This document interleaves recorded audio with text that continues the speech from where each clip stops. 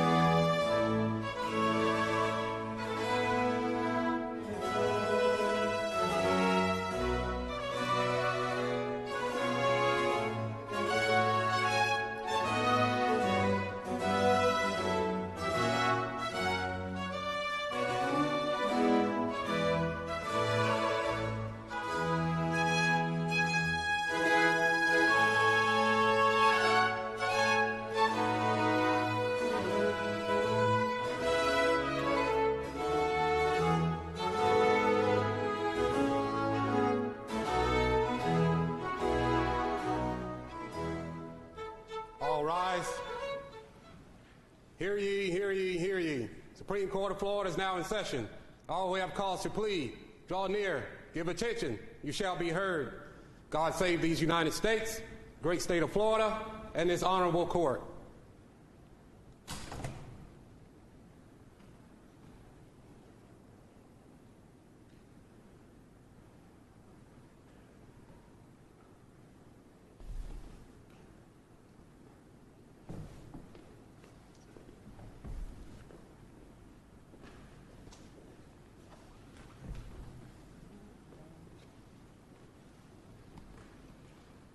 Ladies and gentlemen, Supreme Court of Florida, please be seated.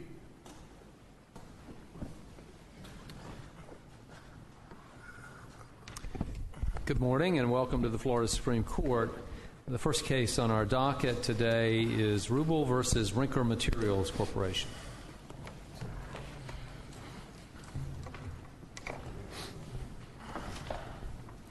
May it please the Court.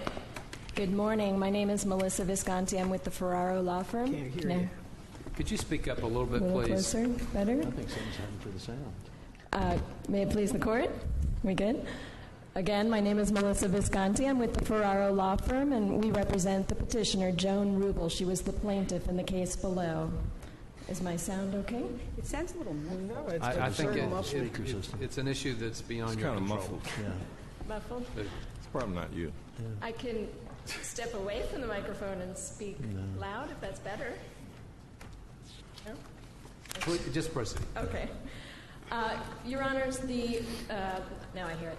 The primary issue underlying this case, and really the reason that this case is before this court, is the question of whether on the death of a plaintiff in a personal injury lawsuit, the personal representative of the plaintiff's estate should be permitted to amend the lawsuit to add allegations under the Wrongful Death Act, or whether that personal representative should be required to file an entirely new lawsuit and a new complaint to set forth the wrongful death allegations. As we indicated in our briefs, we of course respectfully submit that the answer should be the former. That is, the personal representative should be permitted to amend the existing complaint in the existing lawsuit in order to allege the wrongful death claims. Now, in your case, I don't know, is this on? In your case, there had not been an answer filed? Correct. So really, under the rules of procedure, you would have an absolute right to amend. Right. And so are we, but you also, and I'm just trying to understand what's the big deal in this case, there, except for the filing fee, there would have been nothing to have prevented you from filing a separate lawsuit. you're right. I mean, there's no, so the policy issues of what in some of these cases that we're concerned about, like where there's discovery that's gone on, is not present here. That's true. But, okay, so I just want to understand the posture of this. So is it your position that it is a question of the interpretation of the Wrongful Death Act and the concept of abatement, or it's a issue of the proper procedure and it's a procedural issue? Well, initially, in this particular case, this case really does come to a procedural issue. In this case, the answer is all the more compelling because of the fact, as you indicated, there was no answer filed in this case. There was no response. So the petitioner, the plaintiff, had a right to amend as a matter of course. Now, the decision and the arguments by the defense, the decision was based on this right to amend to add the wrongful death claim. So then we moved a little less of a procedural issue. It moved into more of a substantive statutory interpretation issue, you could say. Again, our position is that the reasons here, the reasons why a petitioner or a plaintiff should be permitted to amend the complaint are compelled by the wrongful death statute itself. But, okay, so let's get to the wrongful death statute itself, which talks in terms of once the plaintiff has died, that is there no longer a cause of action for personal injury, correct? Correct. And that the action is abated. And so it comes down in my mind is, what does the term abate mean? Right, and that's really the big question. So what do you maintain that the term means? It's been, our position from the beginning has been that abate can mean extinguish, abate can mean, a hold, a stay. But whatever it means, it doesn't mean, let's say it means extinguish, which we were, as we briefed, it's not a problem for us if that's the interpretation, but it's not. But even that term, extinguish, brings up the idea of what are you extinguishing? Are you extinguishing the personal injury action, or are you extinguishing the case in its entirety? And our answer to that is you are not extinguishing the case in its entirety. This is the most significant distinction here. The act acts to extinguish only that personal injury claim by that decedent. That decedent can no longer proceed with a personal injury claim. And if that is all that is alleged in the original lawsuit, all that is alleged is a personal injury action, then where are we? Then within a reasonable... there's no loss of consortium claim, there's no anything else. What happens to that lawsuit then? Then within a reasonable amount of time, the personal representative needs to amend the complaint. In our case, that's of course not the circumstances of our case, because the plaintiff, Mrs. Rubble, was a party. So she was already in the suit, and she was the one who moved to amend because she had the loss of consortium claim. She moved to amend to add herself in her capacity as the personal representative and to add the wrongful death allegations.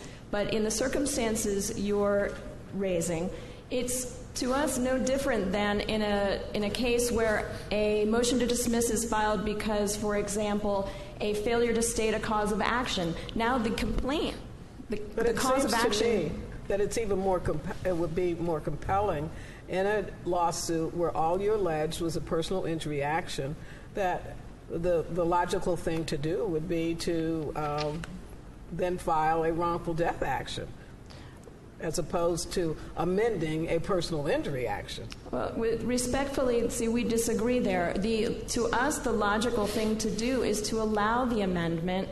Why have this extra procedural hoop, this procedural obstacle that we need to go through to start an entirely new lawsuit? Well, isn't it more basic to me, and this is the purpose of the wrongful death statute is not to prevent a plaintiff from being able to sue a tortfeasor. It's actually in a way to protect the tortfeasor from a multiplicity of actions after someone dies as a result of the underlying tort. So really, and it may be too simple to look at it this way, if you look at the legislative scheme, it's essentially taking your allegations against the tortfeasor are identical. What wrong was committed? Was it a negligence action, strict liability, whatever? It's the damages that are now changed, that instead of you being able to sue for pain and suffering for the decedent, those damages are transferred. And I think when looking at Judge Altenburn's opinion, when you look at it really that way, that's in every case where we've interpreted the wrongful death statute, the idea that the legislature would have said you really don't have a cause of action against this tortfeasor. That's not what they said. They said the damages are now are changed. Now you have wrongful death damages. Correct. We agree. And our complaint in this case is a perfect example of that. The original complaint and the amended complaint that added the wrongful death claim, they're identical. There is no change to the causes of action. There is no change to the allegations. The only thing that changed was the addition of the wrongful death damages. In our particular complaint, the plaintiff still set forth the original claim for damages. She still had her loss of consortium damages. She still had her survivor damages in there. Because in that case, of course, there was no answer, so there was no position by the defendants as to what the cause of death would have been. So we absolutely agree. Why? It's exactly the same thing. But then that's why I asked you whether this was a question of procedure or a question of the wrongful interpretation, because procedurally there would be no reason that the court system would, except if they want the additional filing fee, would want a plaintiff, an injured person who's now, and in some situations you may not even know whether the cause of death was, whether it was related or not, and you have to be able to plead in the alternative, to want to require a separate lawsuit with separate service of process. So that's why I think that's the procedural part as to whether it is the intent of the procedural rules that a plaintiff should have to file a separate lawsuit or can amend the existing lawsuit. Right. And what's the authority? I mean, and so if we go back to procedure, where do we come out on the procedure? So procedurally, of course, the Florida rules of civil procedure are very clear that with respect to the amendments, of course, the right to amend should be freely given.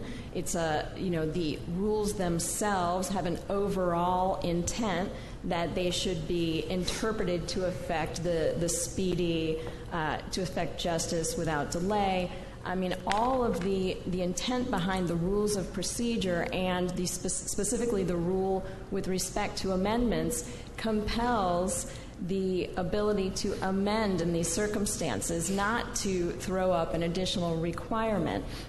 Then, as I said earlier, then you add in, on top of that, the Wrongful Death Act. Now, of course, the Wrongful Death Act is the statute, and as we indicated in our briefs, the Wrongful Death Act should not be adding more procedural requirements. That's something that should be and is addressed in the rules of civil procedure, not something that should have been an additional procedural hurdle, should not be something that's put up through this statute.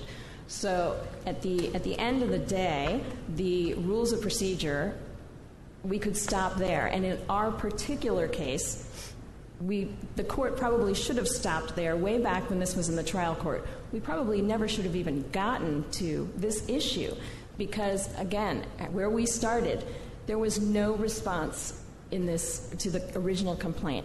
This plaintiff had the right, as a matter of course, to amend her complaint. Who may bring an action is different, perhaps, in some cases when the person who's been injured dies. The personal representative for an estate may be a different person than who may bring the action when they're still alive. Would you agree with that? Correct. The person who may bring the action originally, could be the survivor, the plaintiff himself, the injured person. And even if it's the same person, they'll be in different capacities. Correct. So in that sense, there needs to be a substitution of parties in addition to an amendment of the substantive nature of the claim. Correct. And is that a matter of right as well, or no? Well, in this particular case where there was no responsive pleading, yes. The plaintiff is entitled to drop or add parties if you want to consider it an addition or a dropping of a party. Because remember, in this case, Mrs. Rubble was already a party, so you could look at it as adding the personal representative. But also, there's 1.260 provides the right to substitute under certain circumstances. Now, whether that applies in these circumstances, of course, that was briefed. 1.260 is the substitution of parties upon a suggestion of death. So, and that's a matter of right that doesn't require a court order? Well, if you're proceeding under 1.260, no, the statute, the rule does provide that you need to move to substitute and get permission from the court upon a suggestion of death. Now, in this case, there was no suggestion of death, and I will then fall back to the fact that in this case, the substitution of the party was happening as a matter of course, yes, because of the liberal right to amend the pleading at this early stage before a responsive pleading had been filed in the case. I think that the situation would have been different had the case been a little further along, had there been a responsive pleading, had there been further litigation in the case. But in this particular case, no matter what happens on the issue of whether there's a right to amend to add these wrongful death claims, it's important that I, continue to emphasize that for Mrs. Rubble's particular case, she, of course, had the right to amend as a matter of course anyway. Could you address the basis for our conflict jurisdiction in this case? Yes. The petition for the jurisdictional petition was based on the conflict with the 2nd District's decision in Miami. So there was in the 3rd District the Capone decision. Well, but why isn't that case just factually different? Because there was uncertainty about the cause of death, that no one was taking a position. that this was going to necessarily be a wrongful death action. They didn't know what it was going to be. And isn't that a distinction?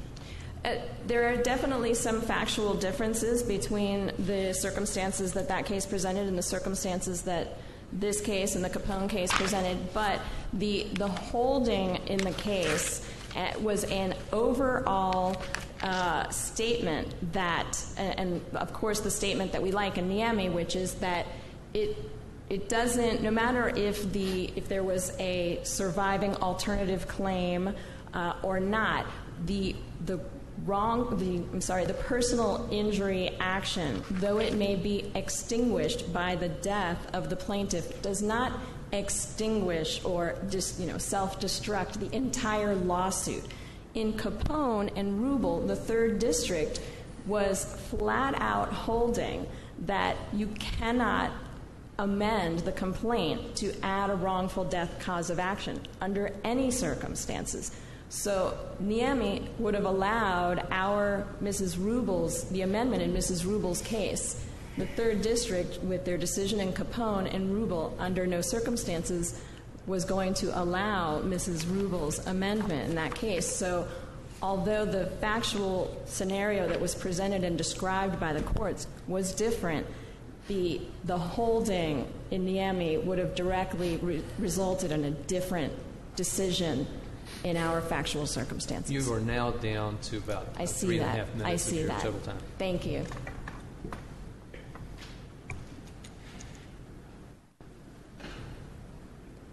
May it please the Court, I'm Larry Klein.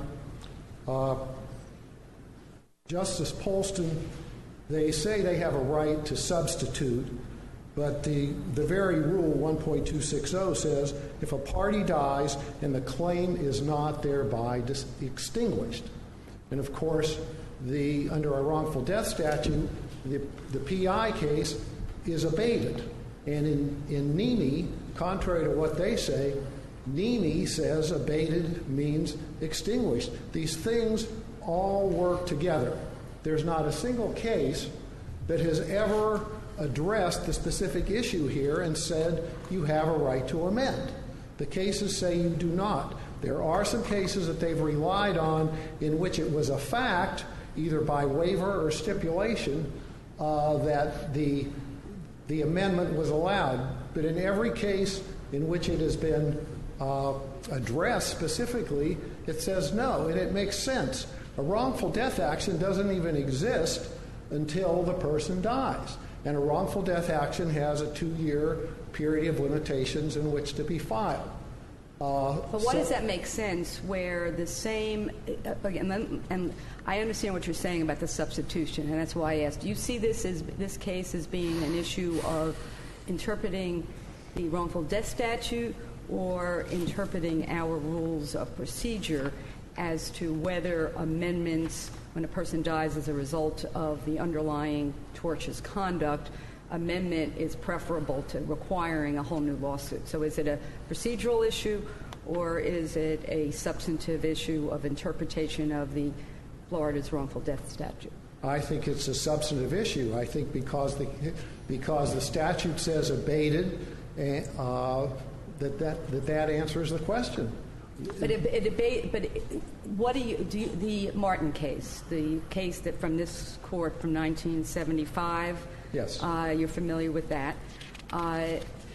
Doesn't it talk about that the idea is it merges the survival, it actually says it, the survival action for personal injuries and the wrongful death action into one lawsuit, and the idea being that it's really in a way to protect, as I see it, the defendant from after someone dies from, are they going to have 5 different lawsuits or are they going to have one lawsuit?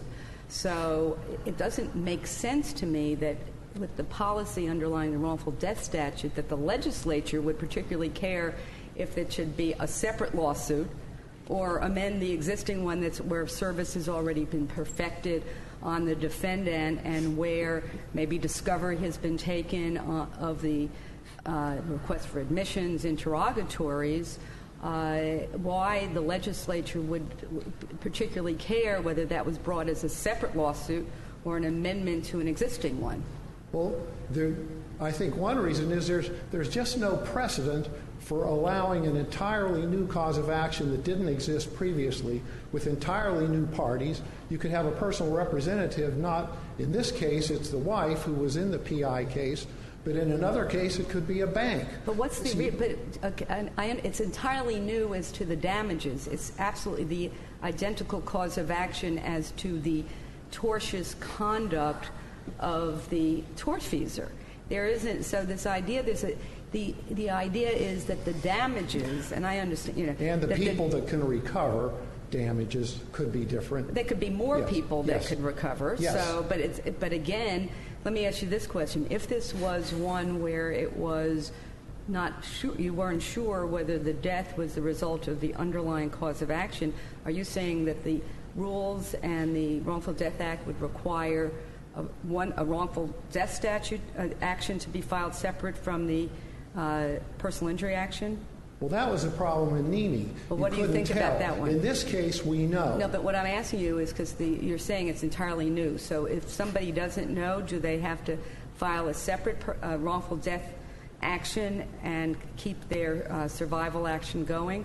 Or are they allowed to amend in that situation? Well, I think until it becomes determined what was the cause of death, that you can't say. And I think that may be a jury verdict. The jury may be forced to make that decision. You could go all the way to judgment, couldn't you? To a jury verdict, not to judgment. You could go to jury verdict. The defendant is contesting the cause of death. Plaintiff takes one view.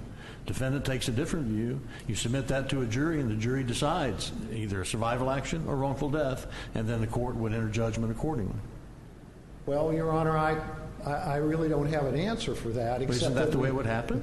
But we do know. Is that the way it would happen? It possibly could. But you could also alleviate that problem by following the existing case law, and when the plaintiff dies, simply go ahead and file the separate wrongful death action, which isn't a big deal because they have to amend the complaint then you'd have anyway. two cases going then. So you're saying two cases? They could, yes. They so could. you'd have two cases Yes. under that theory. But Yes. I'm trying to understand if a party files a legal action, and let's say that the action does not exist as a matter of law, and the lawyer has just missed his or her cause of action, and a defendant brings it up, makes the argument, and they go to hearing on this, and the trial judge says, I agree with the defense. And the plaintiff says, well, I would like the opportunity to amend. Underlying cause of action doesn't exist. Does that trial judge dismiss it and say you have to refile it? Or does our law teach us is that you should be able to amend that to state a viable cause of action, if you can? If you can, Your Honor, but it's sort of a circular problem because we're getting back to... It's a circular problem because of the argument that the defendants have made. We've been doing this under the statutes in, 1972? Yes, Your Honor. This has been a long time. You and I and everybody in the PI field knows from their experience that you do file the new lawsuit, and that's what the cases have held. In the AC... Well, I beg to differ. What the experience tells us is no, you don't, is that you file the notice on the record and you amend the lawsuit and you go on forward from there. You don't file a new action. Well, my experience was when it's the defendant that dies, you file the notice, but when it's the plaintiff, you have to file the new action, and that's what the third DCA decision told this trial judge to do. And all they had to do was file it, and 2.5 years ago, and we wouldn't be here. Well, that seems, and there is something, I guess, in this case and the other case we're hearing, sort of the frustration about, what's the big deal, so to speak. But I don't understand. Let's just go back to what's the big deal for the defendant. I want you to put on the hat from the defense is saying, we'd much rather have you file a separate lawsuit and serve us again so we can call up our lawyer again and have our lawyer tell us whether, what to do. I don't get it. In other words, I don't get the efficiency of once you've served somebody and that the cause of action is arising out of the same identical facts. It's even, to me, stronger than the other scenario. I'm just not getting either the policy for the legislature or the policy under our rules to why it doesn't make entirely more sense to have it be an amendment. And I don't remember that, again, to say, it's just, I just don't understand it. So explain, the defense hat is, yes, you've got to go back, pay your filing fee, and file a separate lawsuit. Why?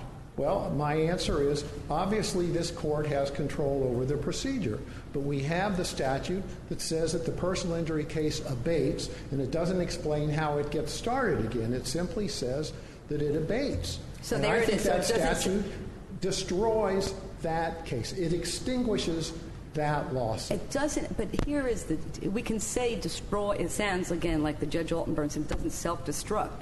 The purpose of the wrongful death statute is to preserve the underlying cause of action for the tortfeasor. So the decision for the legislature is allow a survival action to continue or have the damages transferred, and the damages change in nature, but the underlying lawsuit, the liability, if you're not at fault, and let's say it was a terrible automobile accident, it was the plaintiff's fault, you're still not at fault. It doesn't somehow transfer into you become at fault. It's the same liability. So that's why I don't get the separate lawsuit. The liability is the same, but the plaintiffs are different. You're going to have different. But where's the prejudice to the maybe that's, let me ask it that way, because that's what these amendment cases talk about. Where is you said it would be so simple for them to have filed a separate lawsuit, and I agree. Okay, it would be so simple.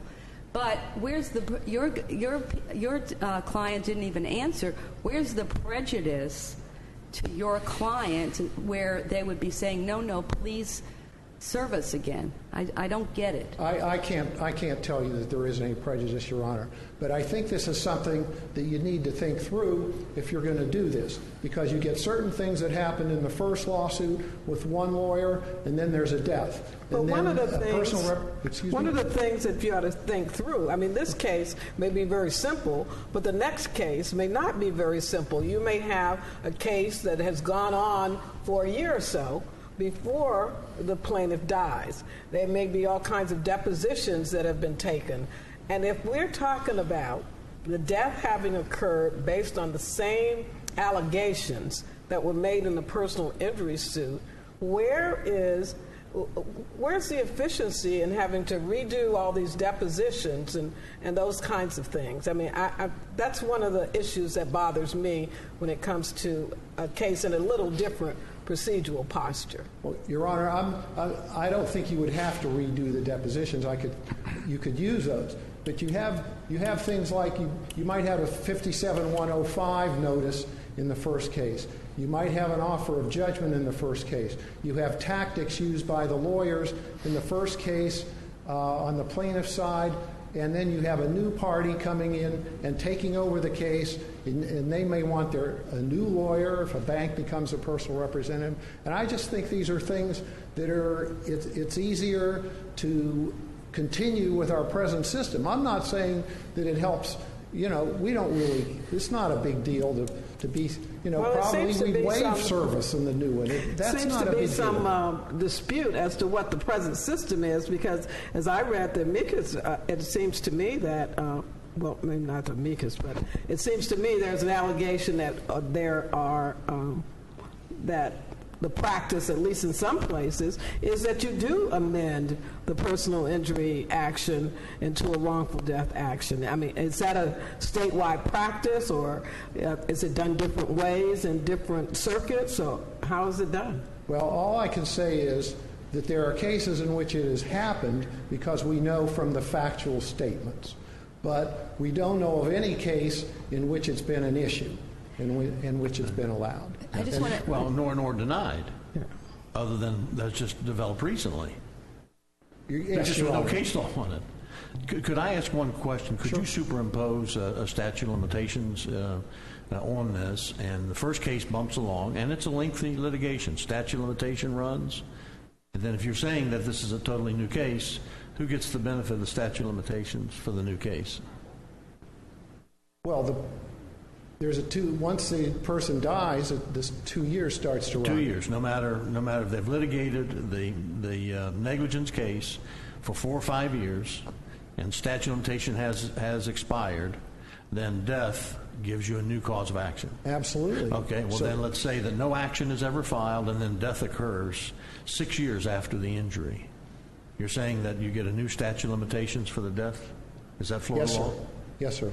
I'd say if that injury caused the death. Okay, so there's no statute of limitations issue in your view that would come in to be superimposed on this Absolutely. to make a difference? Yeah, I couldn't figure out why this case even got any interest by this court, but it became apparent that they've cited a couple of tobacco cases, Engel cases, in which the courts have voiced concern, a U.S. District Court case out of the Middle District and the case out of the 2nd DCA. But those cases never even got so far as for the first case to be over. They tried to amend in the first case, and then the courts began to worry, well, Engel gave a 1-year period, but that 1-year period started 4.5 years ago in Engel, and no tobacco case has been dismissed that we know of. And it's not a problem, and I think you're going to hear more about that in the next case. Let me go back to your concerns, and as you give those concerns, you're talking about it as sort of the policy of how would the courts deal with it. 57105, that's for frivolous lawsuits. Does a lawsuit which looks at the liability? So if we took, one of the famous cases of the McDonald's and the hot coffee. If that was a frivolous lawsuit, but she died as a result of those injuries, would the lawsuit become either less or more frivolous because she died?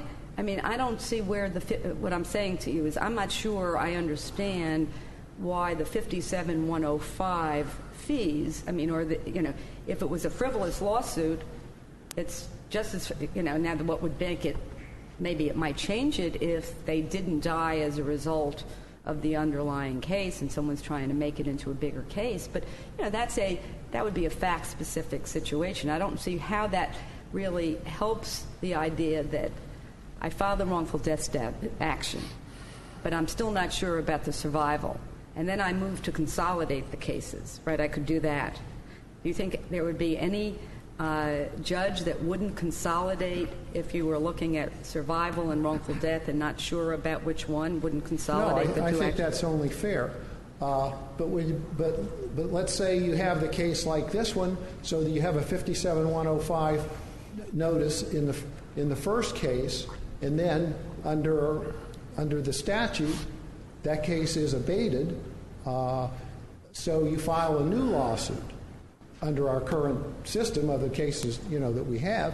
So you file a new lawsuit. What is the effect of the 57105 in the first, as opposed to just letting them amend or an offer of judgment? But under your scenario, actually, it would be better for the defendant if it continues, because if it's frivolous and they then somehow see that they've, you don't really, may not know until you actually go to trial.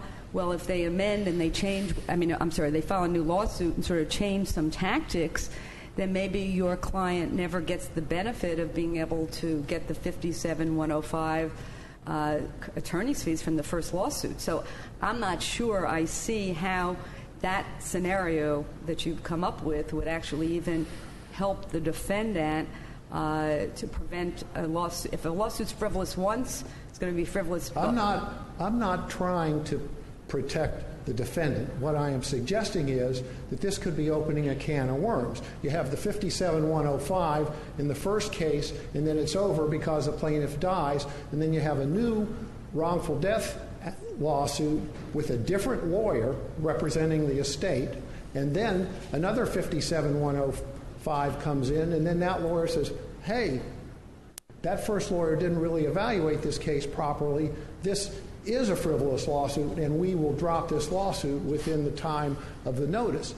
Or you could get an offer of judgment in the first case. But you could do that if they amend it, and the second lawyer says, now I've amended it, even though I think I'd have great damages, I don't see there's any underlying liability. I'm dismissing the lawsuit. I'm just not seeing how that, what you said, would change whether you allow the amendment or a separate lawsuit. Well, the question is, does a 57-1, if you allow the amendment, does a 57-105 carry into the new amended lawsuit? Does an offer of judgment come into the new amended lawsuit when you actually have a new plaintiff who is entitled to make their own decisions about how to proceed in this lawsuit? I can see how those are very different things, counsel. What would be wrong with having the rule that the trial judge looks at a proposed amendment and substitution of parties and makes their judgment based upon where they are in the case and what other claims there may be in the case? There may be other counts where it would make, or situations where it wouldn't make as much sense to file a new lawsuit, but to keep it in and have a substitution.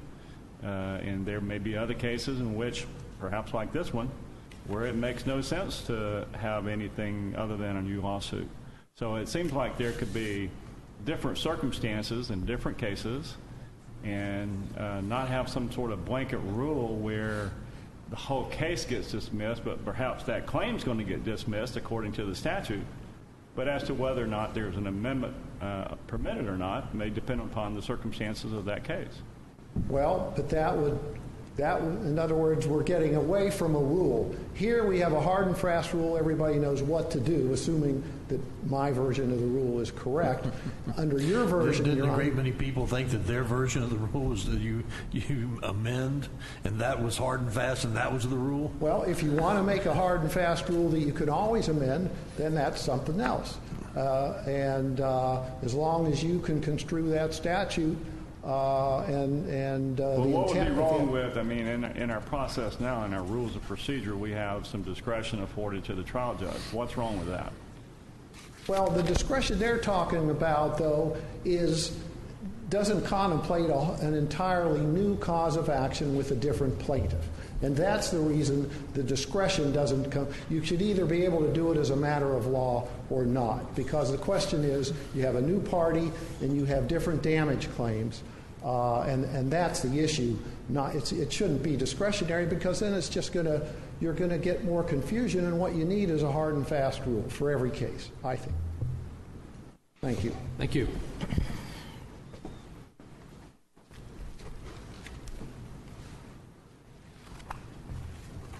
Your question was, is this a procedural issue or is this a statutory issue? Now, in thinking through it further and listening to more of your questions, hopefully I can answer this better. It's a procedural issue. The rules of civil procedure dictate that the plaintiff should have been permitted to amend. A plaintiff should be permitted to amend in these circumstances. The wrongful death statute had no intention of changing that or interfering with that. This is a remedial statute.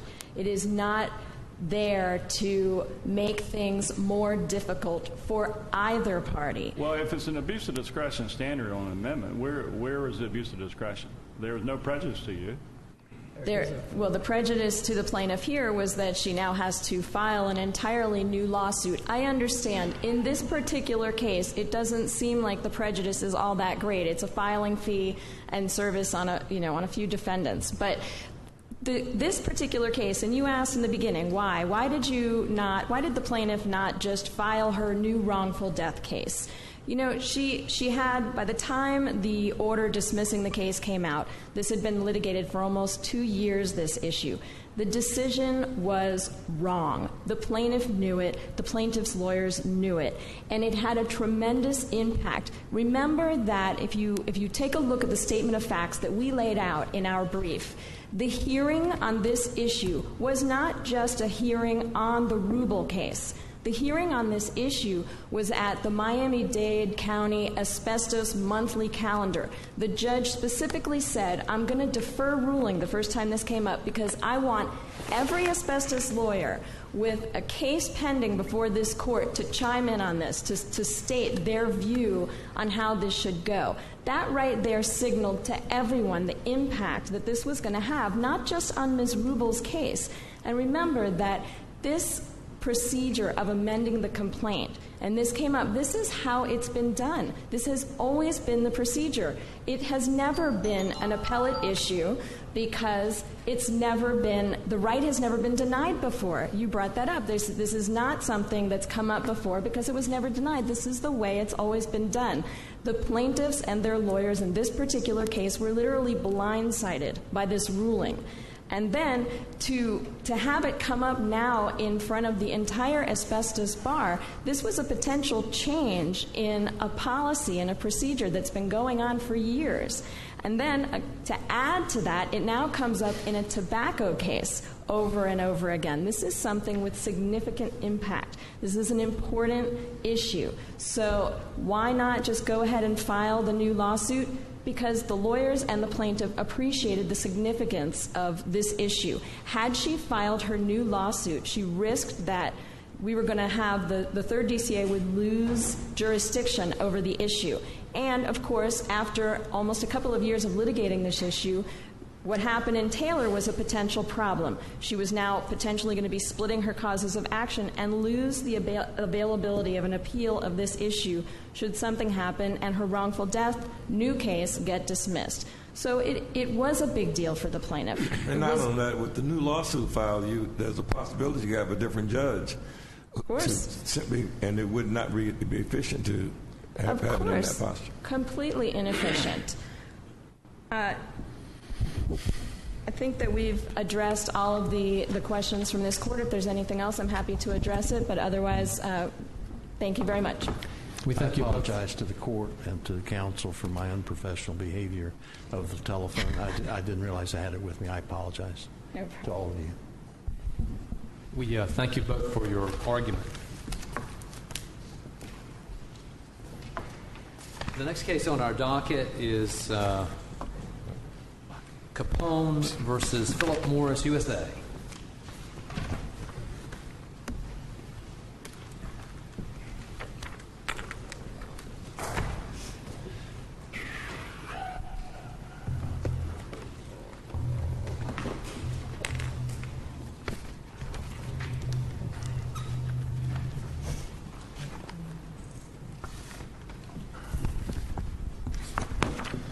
Good morning, and may it please the court. I'm John Mills on behalf of Karen Capone, the petitioner in this case. The issue is largely the same in this case. In fact, the procedural posture is just about the same because there was no answer filed in this case either. There was a motion to dismiss the original complaint, never an answer.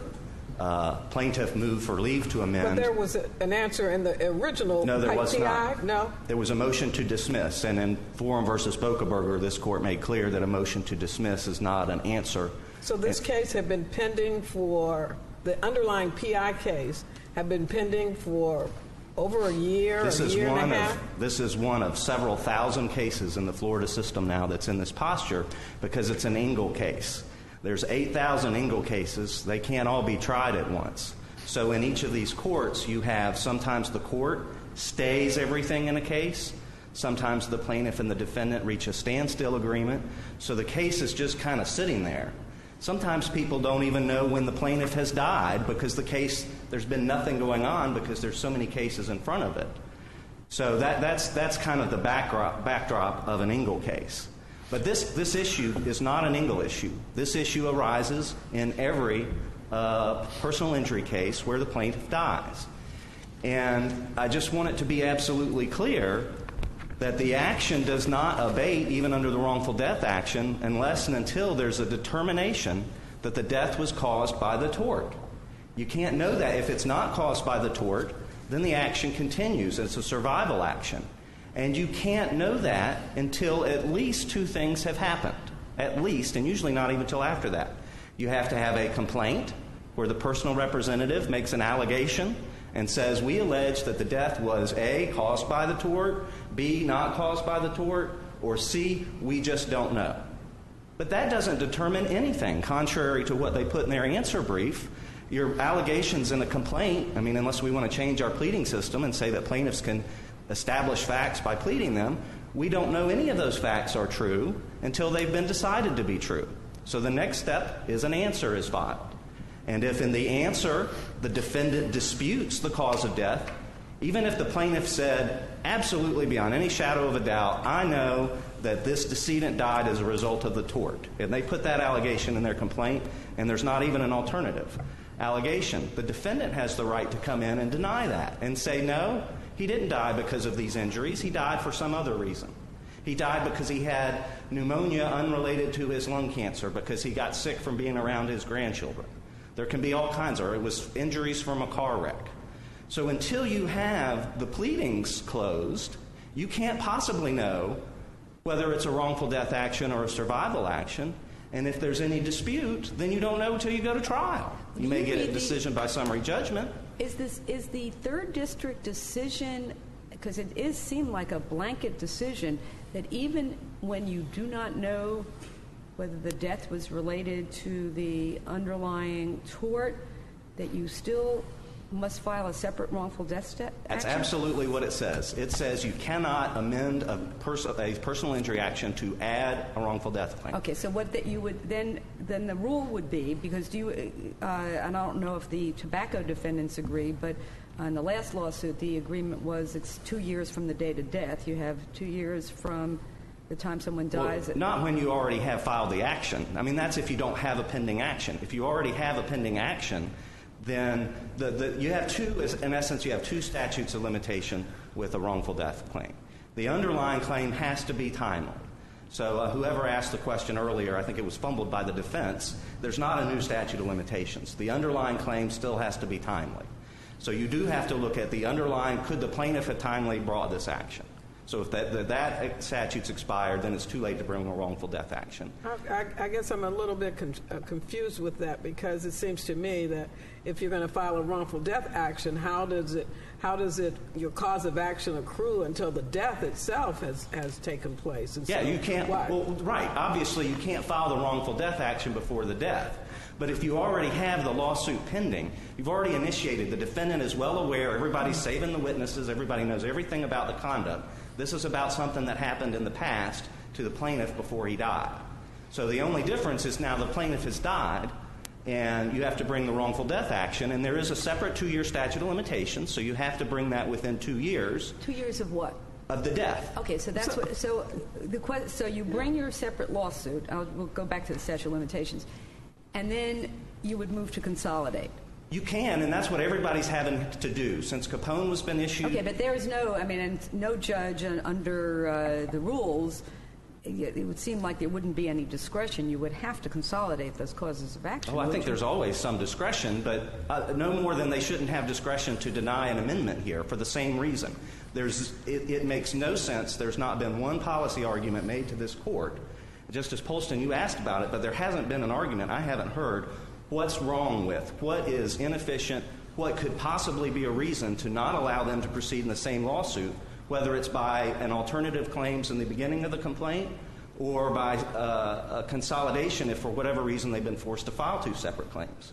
It would be horribly unfair and horribly inefficient to have 2 separate lawsuits. You would never want that. Go back to the statute of limitations issue. I think it was Mr. Klein that said you have 2 years from the date of death, and therefore even if it was 6 years after the original action, until you die, that cause of action doesn't start. So even if you had not filed the underlying personal injury action and you were untimely, it was more than 4 years, do you agree that there is another 2 years you have?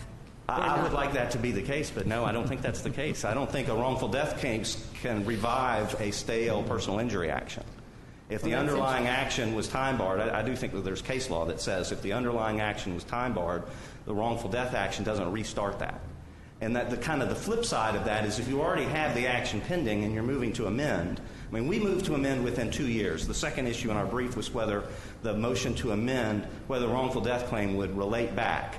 That really only, as pointed out in the answer brief, that doesn't really apply in this case because here we did file our amended complaint within 2 years of death. But even if you didn't, it's the same lawsuit. It ought to relate back. That's not really an issue before the court right now because of the concession that was made. But it's the same. There's no prejudice. Everybody knows, especially in these Engle cases, the defendants know that all of these plaintiffs are going to die. They all, by definition, have fatal diseases like lung cancer and COPD.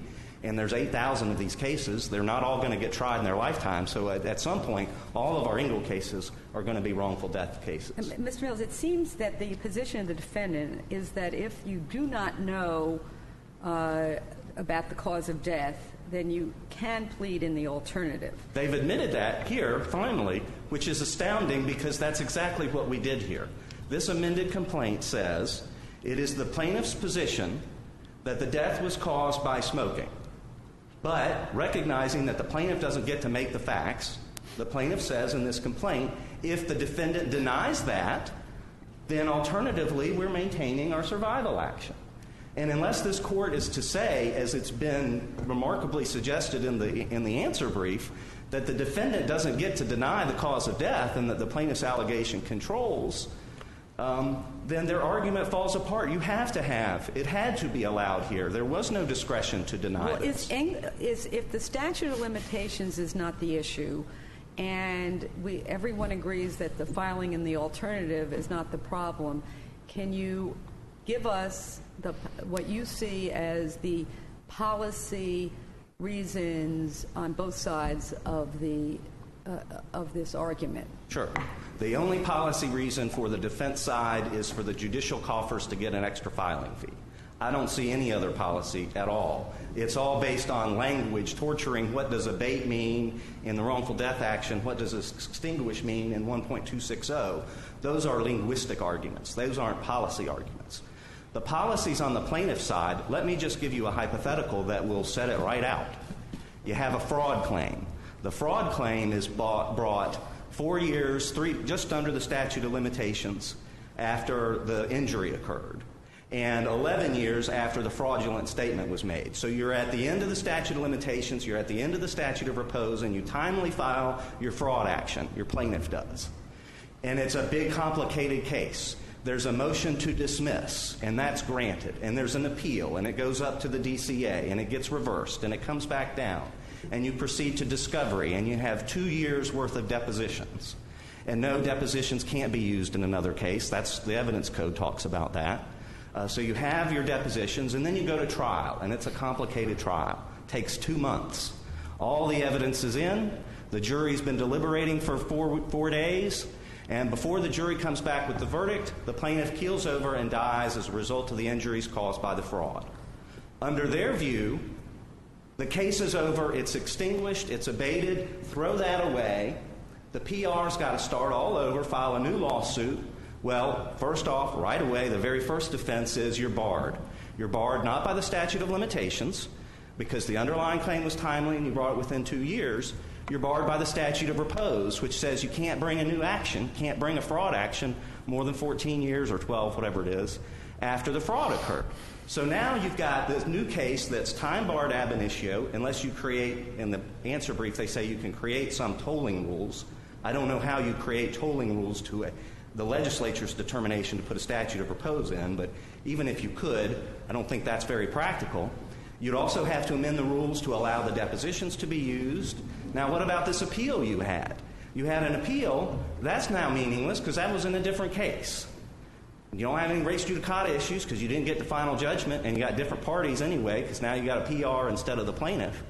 You've got all kinds of problems here that are absolutely unnecessary.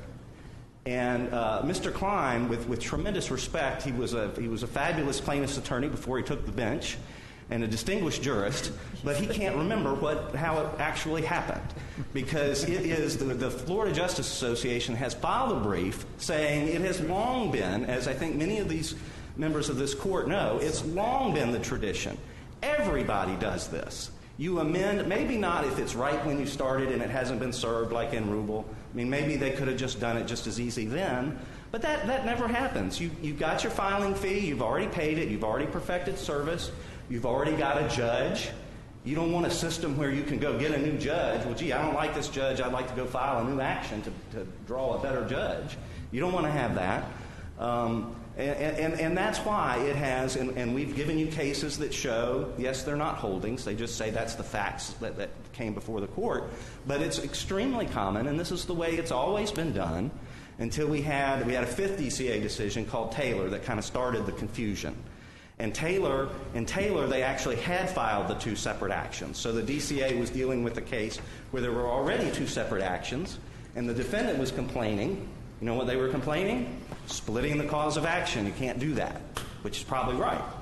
And the DCA just said, well, there, you've already got 2 actions. Let's just go with the newly filed one. But they had some language in there that said you can't amend. And so the defendants have seized on that, and in a series of trial court orders that are attached to the motions here, they got some Miami-Dade circuit judges to start agreeing with them on that. And that's the first time that ever happened in the whole state since 1972. Before you sit down, don't you have another problem with regard to the timing of a filing of a motion? Yeah, that's another issue. Well, but that's still, there's 2 holdings as I read the third district case. Yes, absolutely, and we have to knock that one down too. Well, I'm concerned with the second one. Okay, well, I don't. If you win the first one. Sure, thank you. The second one, I really don't think that there is a problem there. The question is, the DCA's holding was that the motion for rehearing from the original dismissal, the 2008 dismissal, was untimely filed. That's their holding, and that holding is wrong on its face because filed doesn't matter. It matters whether it was timely served or not. And to the extent wasn't there a question about whether it was actually Well, there served? was a question, and the question was absolutely resolved in our favor if you look at the evidence as opposed to what attorneys said. Here's how it came down. At the original hearing, the first hearing that was dealing with this issue, it was first raised at the motion for rehearing of the 2008 order, and then it was raised again.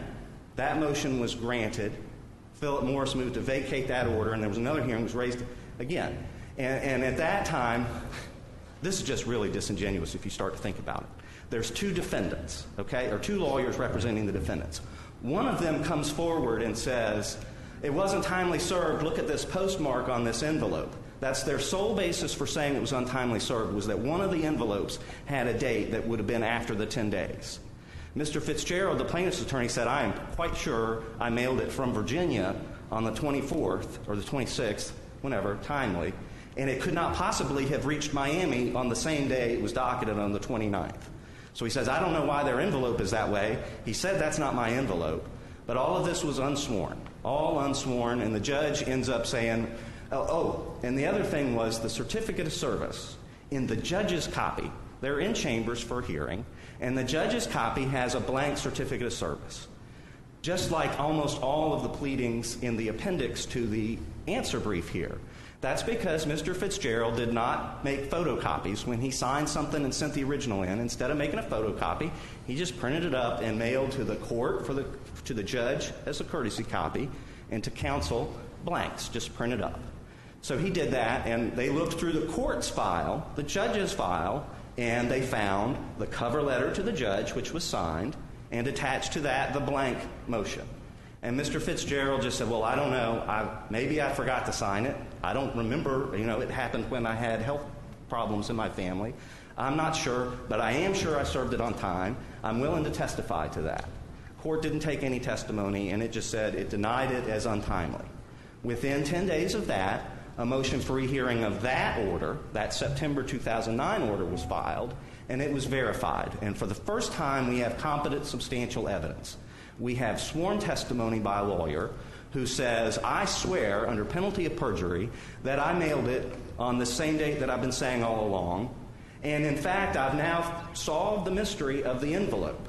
The reason that we have this envelope with the wrong date is because I mailed that to Bruce Weil, and the post office or whoever, somebody misdelivered it to Kenneth Weil, who's in a different law firm, the Brumbaugh firm. And Mr. Brumbaugh took that, said, this isn't for us, put it in one of the Brumbaugh firm's envelopes, put it through their postage meter. They even matched the numbers on the postage meters to show that he just forwarded it on, and that's why one of their copies had that. Was there jurisdiction to consider a motion for rehearing of the denial of the motion for rehearing? There wouldn't be, but that's not what this was. This wasn't a motion for reconsideration of a denial of rehearing. The rehearing had been granted, and a year later, after it had been granted, the trial court entered a new order vacating it. And it's not even as saying that that first order was wrong. We're saying we're not addressing anything in the second order. There's no substance in the second, which is merely an order vacating an earlier order. That's right. Okay. And it was based on something that had not been decided in that earlier order, the service issue, the timeliness of service. So we only have one motion for reconsideration ever filed by Ms. Capone challenging this finding that it wasn't served on time. And you're allowed to seek rehearing once, and she did that, and she did it timely. It wasn't directed to the 2008 order. It was directed to the 2009 order. So, and then that should end it.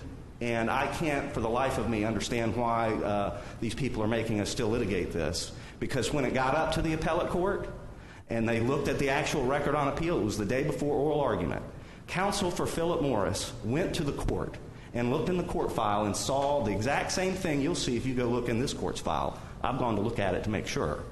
And that is, Mr. Fitzgerald did sign it, and he did date it, and it was served exactly the day that he said. So the original that was filed with the clerk that was in the court file shows it was timely served. So their whole argument that it's not timely is based on a supposition that Mr. Fitzgerald lied under oath, and that you can make that finding even though nobody else testified under oath. Nobody even gave an answer. Once he explained the envelopes, there was never even a response. Philip Morris didn't give any dispute to that. That was undisputed sworn testimony. So you first have to find that Mr. Fitzgerald committed perjury based on no evidence. And then second, you have to find that he, or maybe me, somebody went in and snuck into the court files and switched out a signed version for an unsigned version. And if you look at the appendix to their answer brief... It's got to have a date and time stamp on the paper, doesn't it? Yeah. Well, it was received in Miami for filing on the 29th because he mailed it from Virginia on like Thursday the 24th, something like that. And it gets to Miami, so the time stamp on it is the 29th, and there's never been a dispute that that's when it was filed.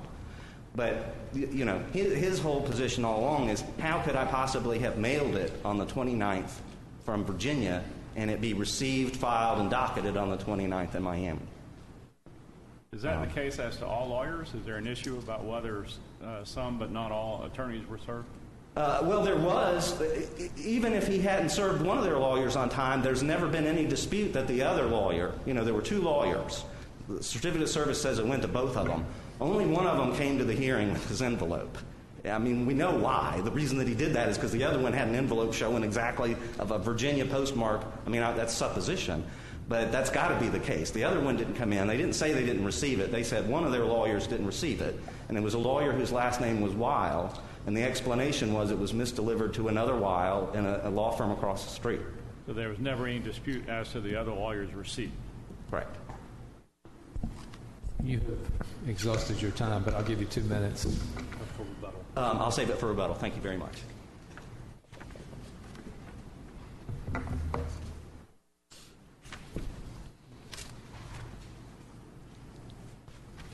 May it please the Court, Jeffrey Michael on behalf of Respondent Philip Morris, USA.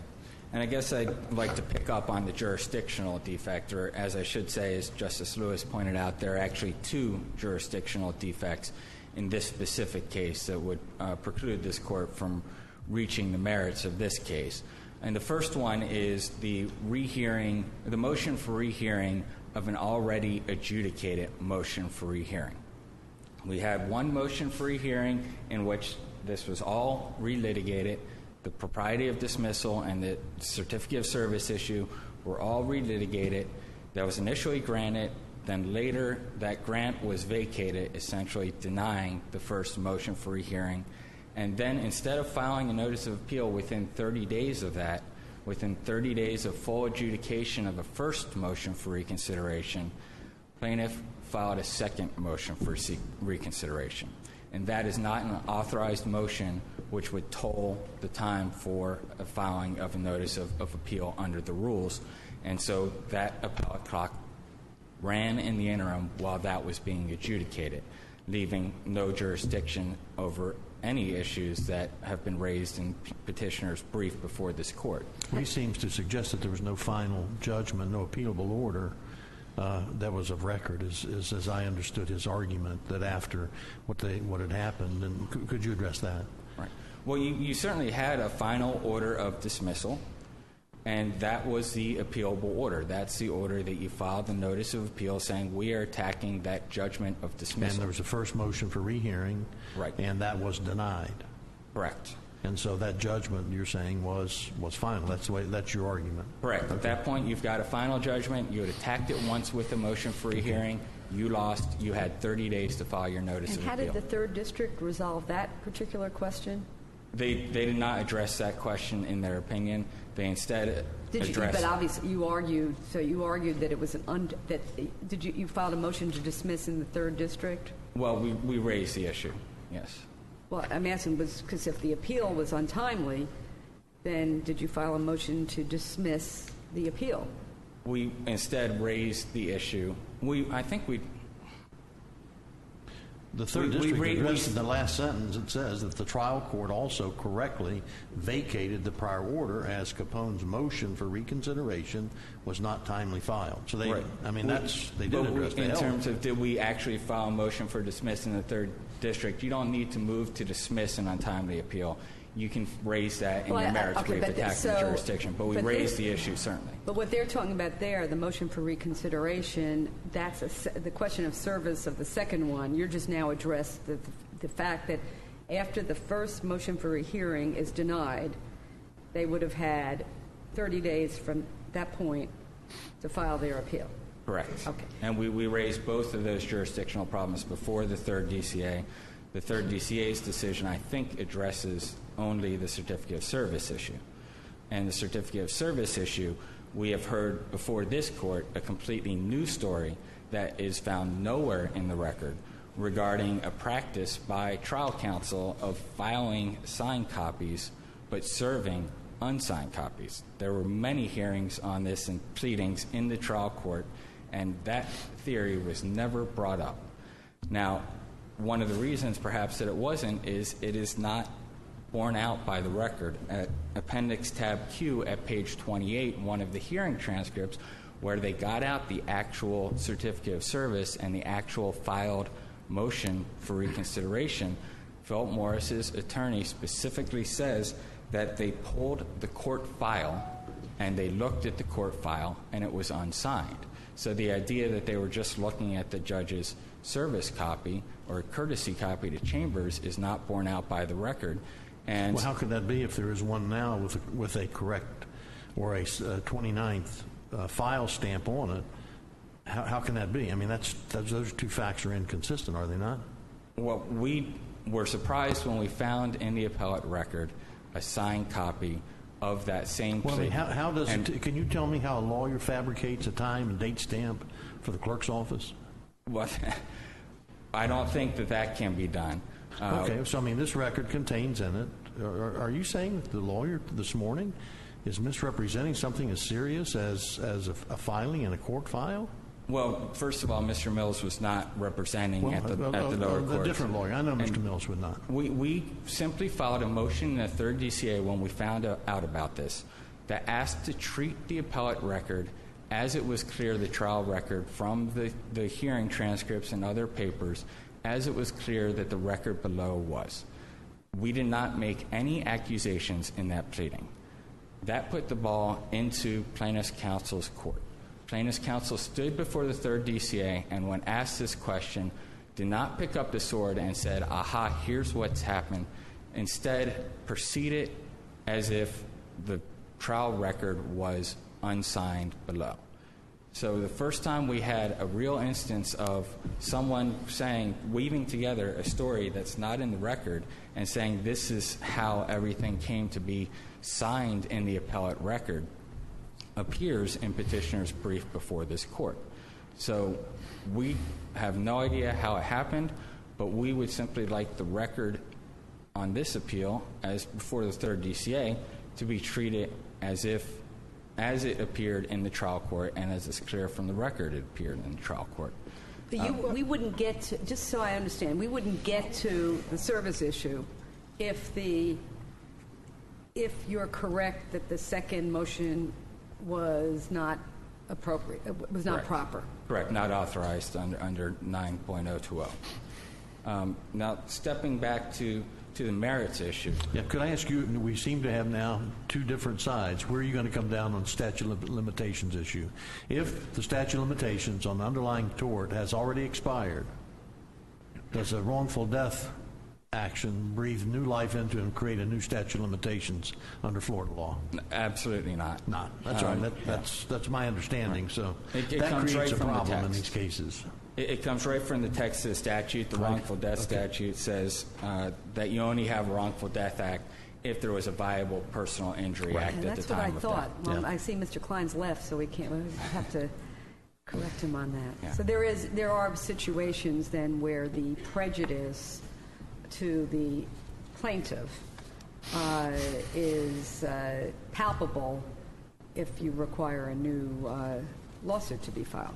Well, we don't think that's the case because we think that even if there's a pending personal injury case and then there's death, you were allowed to amend because you were pleading alternatively and your property were pleading alternatively, you would still have to file that motion to amend within 2 years of the death because I understand that, but I guess we'll go back to assuming if we have proper jurisdiction on this, because if the third district appeal is untimely, then but they render a decision and don't mention it.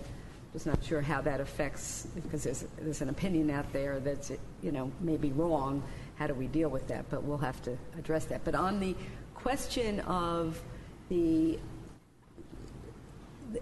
requirement of filing a separate action, if there is genuinely a question as to the cause of death, that is whether it came from the smoking in the tobacco cases or it was another unrelated claim, do you agree that pleading in the alternative in that same case, being allowed to amend to add the wrongful death action, is the appropriate way to go? If you have a genuine uncertainty and you properly plead in the alternative, then we do agree that the case did not abate. But you couldn't plead in the alternative until you sought to amend to add new parties and plead in the alternative. Well, you're moving for leave to amend with an amended complaint that stakes out your position. So you wouldn't require under those circumstances for there to be a separate lawsuit?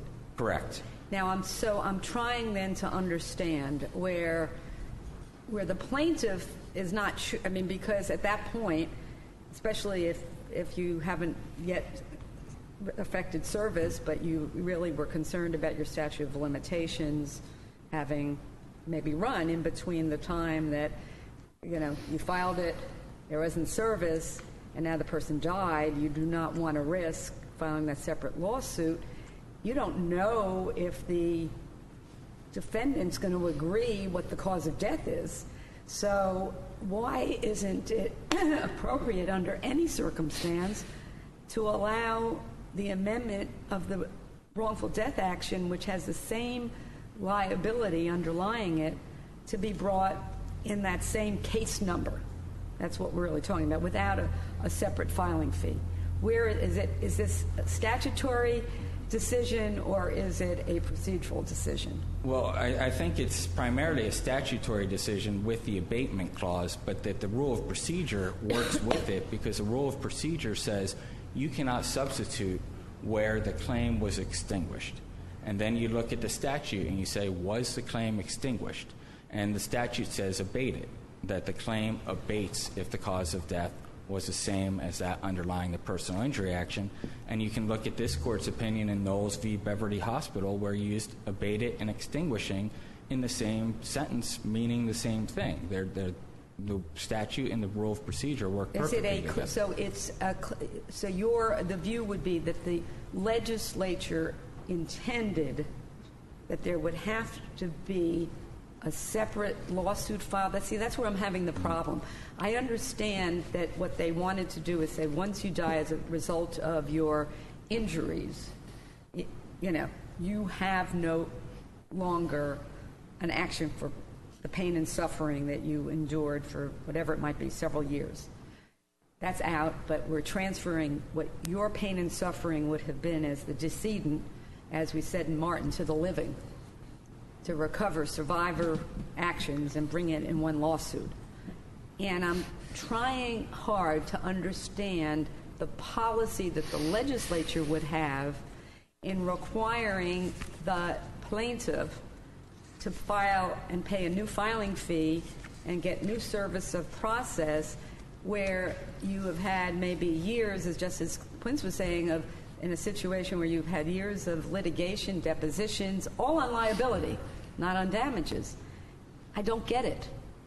Well, my first answer would be the Hawley v. Auld case, where the Hawley v. Auld case, where if the text is clear and the implications of that text is clear, the policy consideration was for the legislature.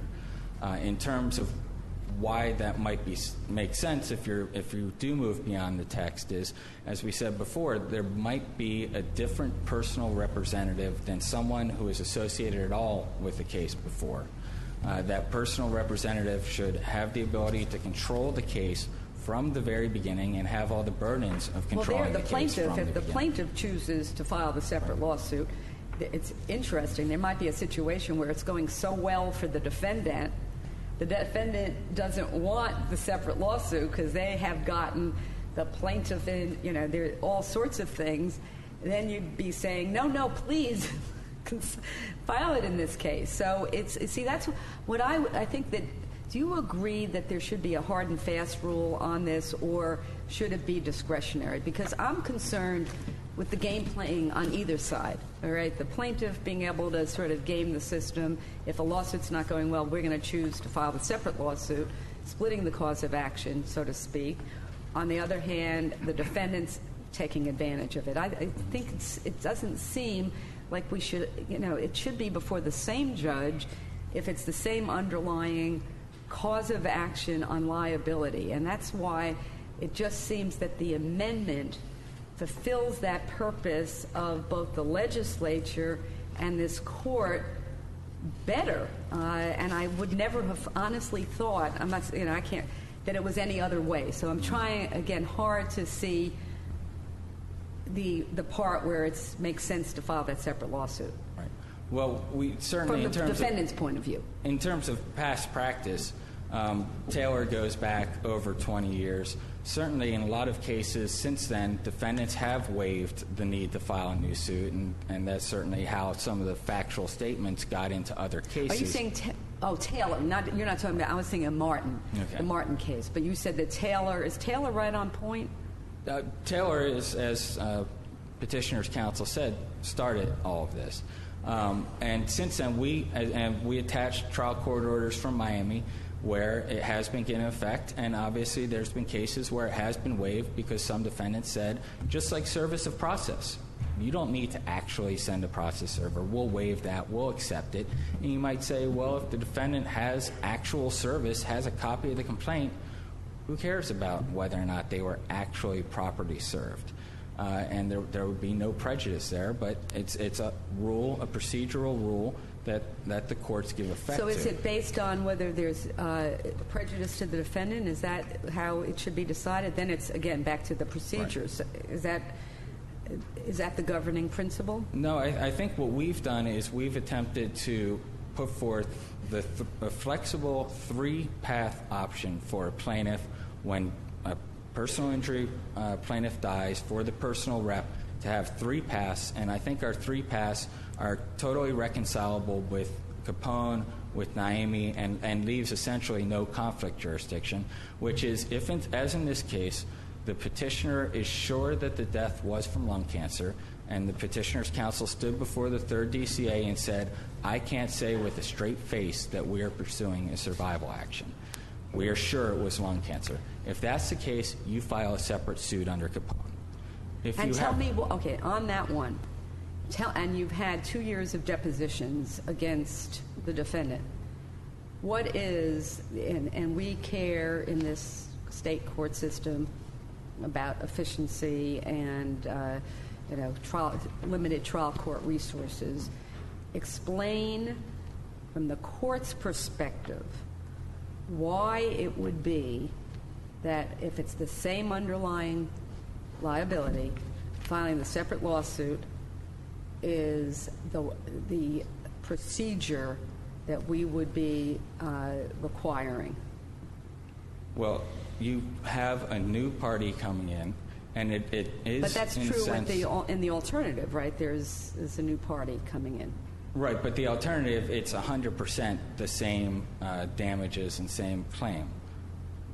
Whereas here, you've got some new survivors who, for the first time ever, have their own claims for damages.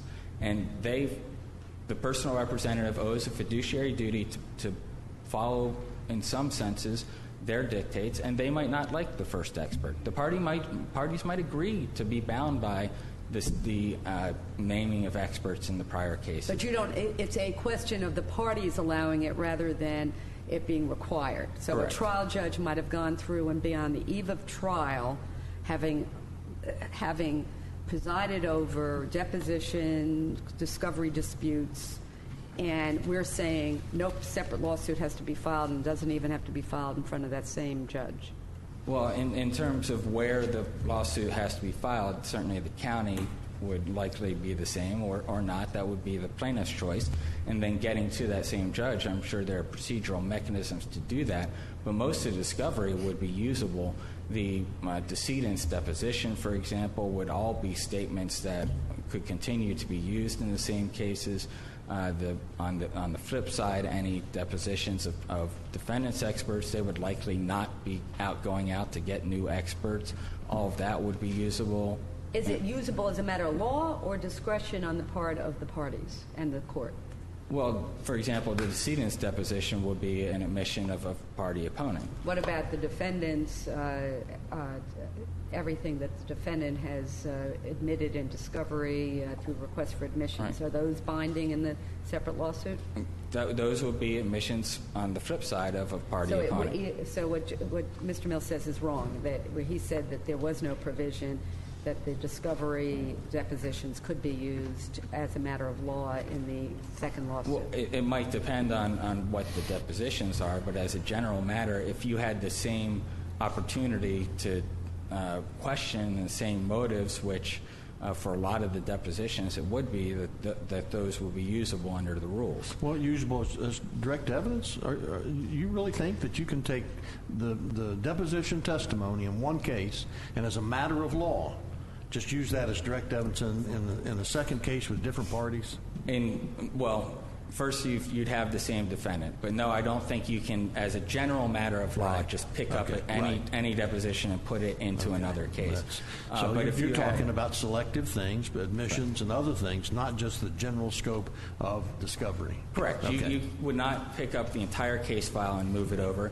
And a defendant might have a different strategy in defending against a wrongful death case, which in many cases can be a greater damages case than in defending against a personal injury case, especially if you have young children, survivors, and the like. And some of it might need to be redone at the behest of the defendants, but oftentimes there would just be agreement, just like there would be agreement to allow the amendment if there's no palpable prejudice. But for the reasons that are brief, we think that those three paths are completely reconcilable with Capone and Naimi and Taylor, and that this court, first of all, does not have jurisdiction in this case, but should dismiss. The Capone court doesn't outline those. You outline them, correct? Correct. So if I read this third district opinion, I mean, it says that the original complaint for PI could not be amended on Frank's death to include a new wrongful death claim because Florida law establishes that a PI claim is extinguished upon the death of the plaintiff, and any surviving claim must be brought as a new and separate wrongful death action. Cannot be amended. Right. And if that's what the third district says. And there's as no a matter of law. And there's no mention of an alternative survival claim. And if you read that and you read Naimi, it cannot be amended. It says it cannot be amended if it's abated, which, if you read Naimi, means if there's not an alternative survival claim. It doesn't say that. Where does it say unless there's a survival claim in this case? It simply does not say that, does it? It does not say that in the case. That's fair.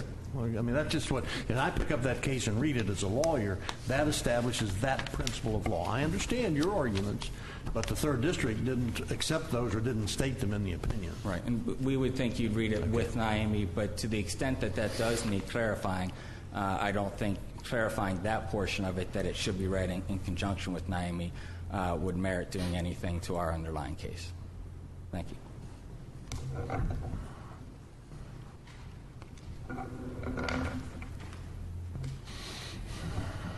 I have to correct several misstatements. I'll try to do it in the very limited time I have. This business about there being a new party, there's a new party if there's a survival action. It's the personal representative either way, so you always have a new plaintiff. If there's any problem with the language in 1.260A, the solution is for the court to fix that, not to throw the baby out with the bathwater. The misrepresentations that were just made to this court involve the second issue, the jurisdiction issue. It was just stated up here that the first motion for rehearing was denied. That's false. It was granted. You had a final order of dismissal. We timely moved for rehearing. That motion for rehearing was granted. There was nothing for us to appeal until it was rescinded, and it was rescinded on a new basis, and we moved for rehearing on that basis, and we did that timely. The second misrepresentation is Mr. Fitzgerald in the oral argument in the third DCA did not say he's proceeding as if that wasn't signed. He did not say. They said that in their answer brief. I got that oral argument transcribed and filed it and addressed it in the reply brief and said that was a mistaken assertion they said in their answer brief. They've said it again to you today. It's not true. He said he thought that was the case when he was down there, but apparently he was mistaken. You'll just have to read that to find out who's telling you the truth. And then there was a representation that they were looking at the clerk's file down below, and the clerk's file didn't have it. That's not what they were looking at. They were looking at the judge's file. If you read the transcript, you'll see they were looking at the letter to the judge. It was a cover letter to the judge that was signed, and attached to the cover letter was the motion for rehearing that they were talking about that wasn't signed. So if you look at the truth, that second claim falls out. There's clearly jurisdiction here. We make all those in our reply brief. I've just restated what's in the reply brief, but I think that's very important. Thank you very much. We thank you both for your arguments. The court will now stand in recess for 10 minutes. All right.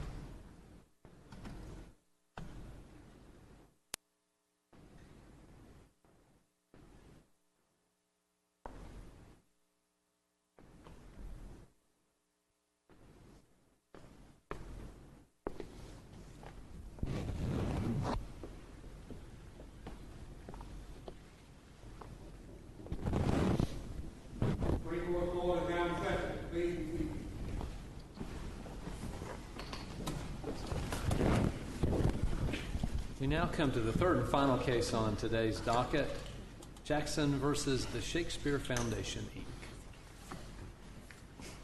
May it please the court. My name is Jean Downing, and I'm here on behalf of Carrie and George Jackson. They were the defendants in the trial court below and are the petitioners herein. They are realtors over in Bay County who sold some property, and when they were sued over the piece of property over an issue regarding wetlands, they filed a motion to dismiss requesting that the trial court send the case to arbitration, and the trial court agreed with the petitioners and sent the case to arbitration. And as Justice Periente stated earlier, arbitration is favored by Florida and by the Federal Arbitration Act. It's favored across the United States. It is an agreement of the parties. It saves the court's time. It saves the parties' time. It allows the parties to pick their arbitrator. Rather than trying to file a case to pick a judge, they actually have agreed to pick their arbitrator, to pick somebody who is familiar with this area of law. But this case doesn't turn on whether one favors arbitration or not. The question is whether there's some kind of independent tort. As I understand from reading the first DCA opinion, that the first DCA has said that even separate and apart from this contract, there's a freestanding tort, and therefore that would not need to go into arbitration. That's as I understand. Is that not what they had indicated? Yes, it is. It is, Your Honor. And the discussion regarding arbitration goes to the nexus of the case with the contract. The plaintiffs are the ones who filed this complaint, and they attached the contracted issue to the complaint. They referred to the contracted issue in the complaint. They directly referred to the nexus between the arbitration clause and the complaint.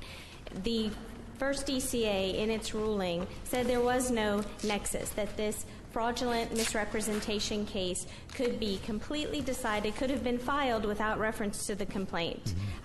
The petitioners respectfully disagree with that, agree with Judge Marstiller's well-reasoned dissent, and would say that the contract has to be referred to when dealing with the issues in this case. Do you agree that the Federal Arbitration Act does not come into play in this case? I do not, Justice Periente, because the Florida Arbitration Code is modeled after the Arbitration Act. I believe that the case law, including the Buckeye case that we cited, that those principles of arbitration, those all go. But you're not. There's no issue about something unique about the Federal Arbitration Act that would govern this. There is not. Now, my concern. I understand what you're saying about referring to the contract. What is your argument, though, about that there really are no remedies for the fraud claim? That it envisions that these remedies are really more geared to if there's default by the buyers. So are there remedies if it's to go to arbitration for the fraud claim? Your Honor, and to answer that question. By that I mean damages. Yes. It seemed like there was specification of damages that wouldn't be applicable to a fraud claim.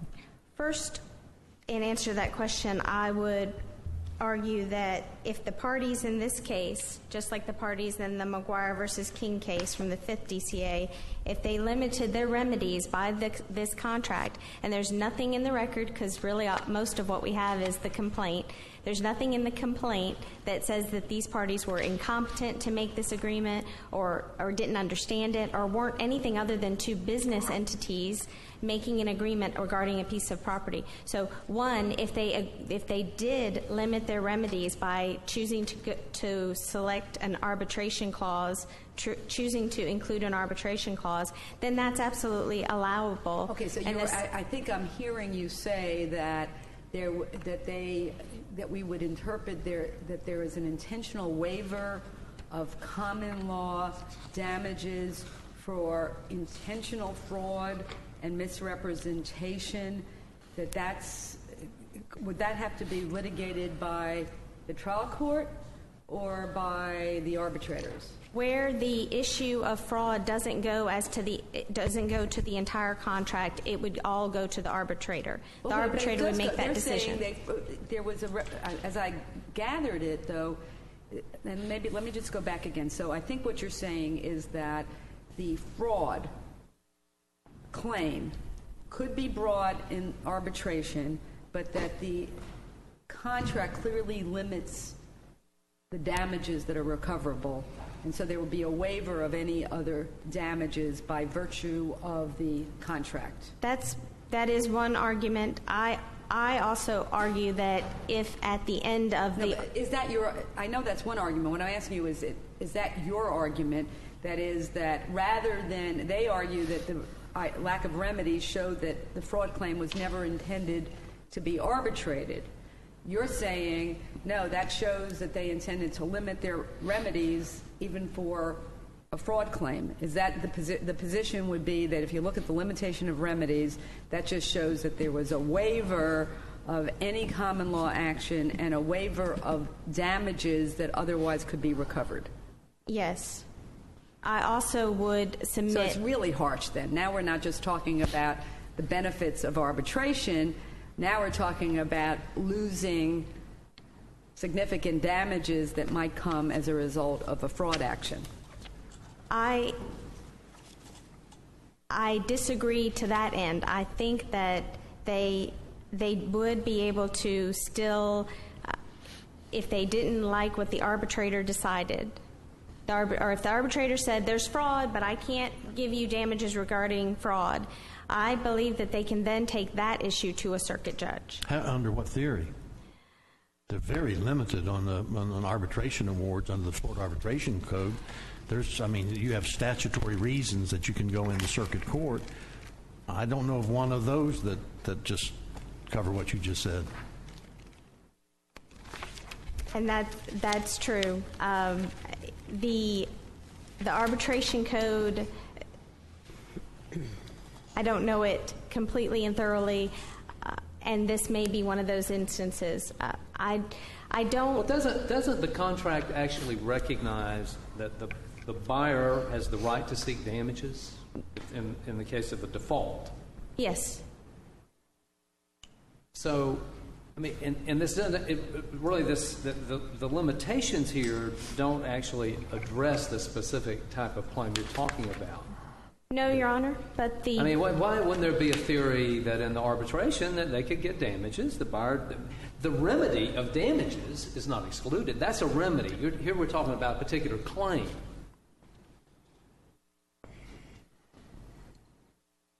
So is it your position that in the arbitration, there's really nothing that the arbitrator can give for this claim? No, I disagree. There are damages that are set forth in the contract. Which is basically refund of the deposit. Yes, Your Honor. That's the answer is they get a refund of the deposit and that's it.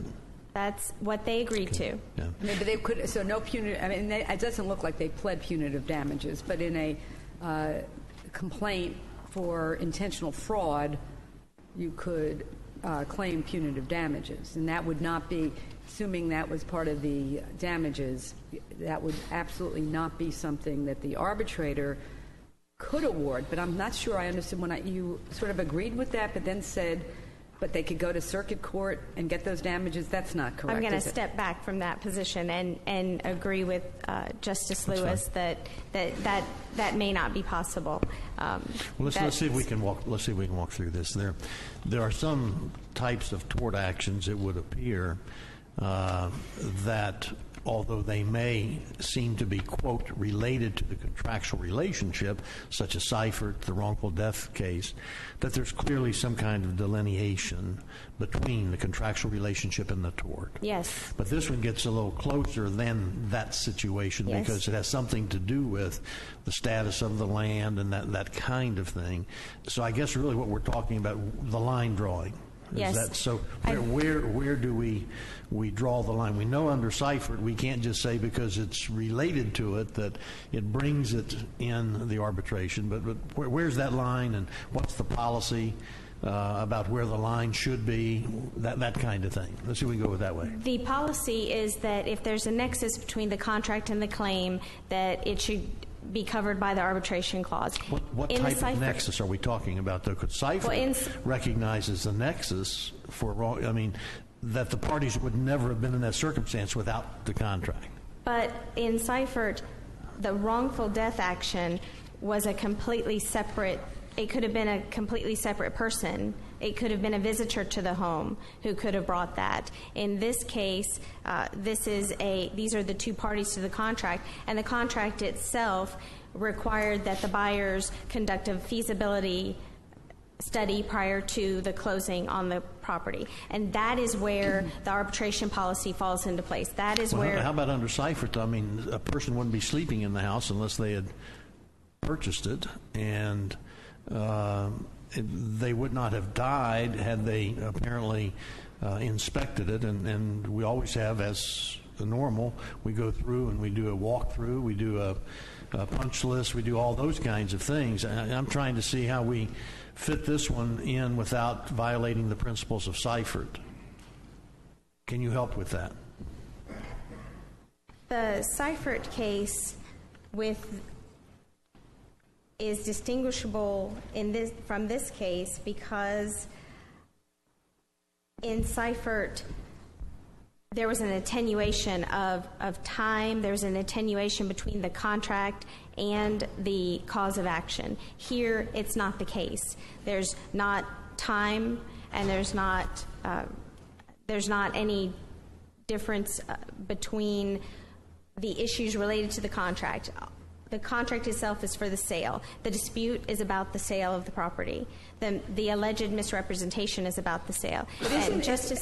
I'm getting that. So tell again, but I'm not understanding that if a case is about the breach of contract, that someone breached the contract and you're seeking remedies under the contract, that's the kind of nexus I think that the First District, that Judge Thomas is talking about.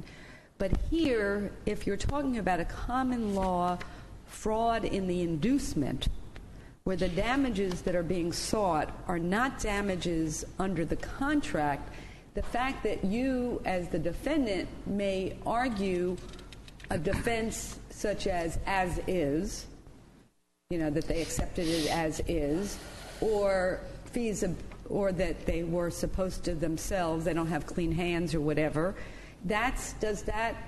you would be saying that because you have to reference the contract, that then subjects it to arbitration. That's where I don't know that nexus test makes sense in the concept of any arbitration clause where you're not seeking damages as a result of the contract. And I have two different responses to that. The first is that in this case, this complaint, if the court goes back and looks at the first 14 pages of the record, this complaint is not a complaint for fraud, or doesn't say it's a complaint for fraud in misrepresentation or fraud in the inducement. It is simply a complaint. It simply says plaintiffs sue defendants, and then there's... Is it a breach? Because I'm looking at it.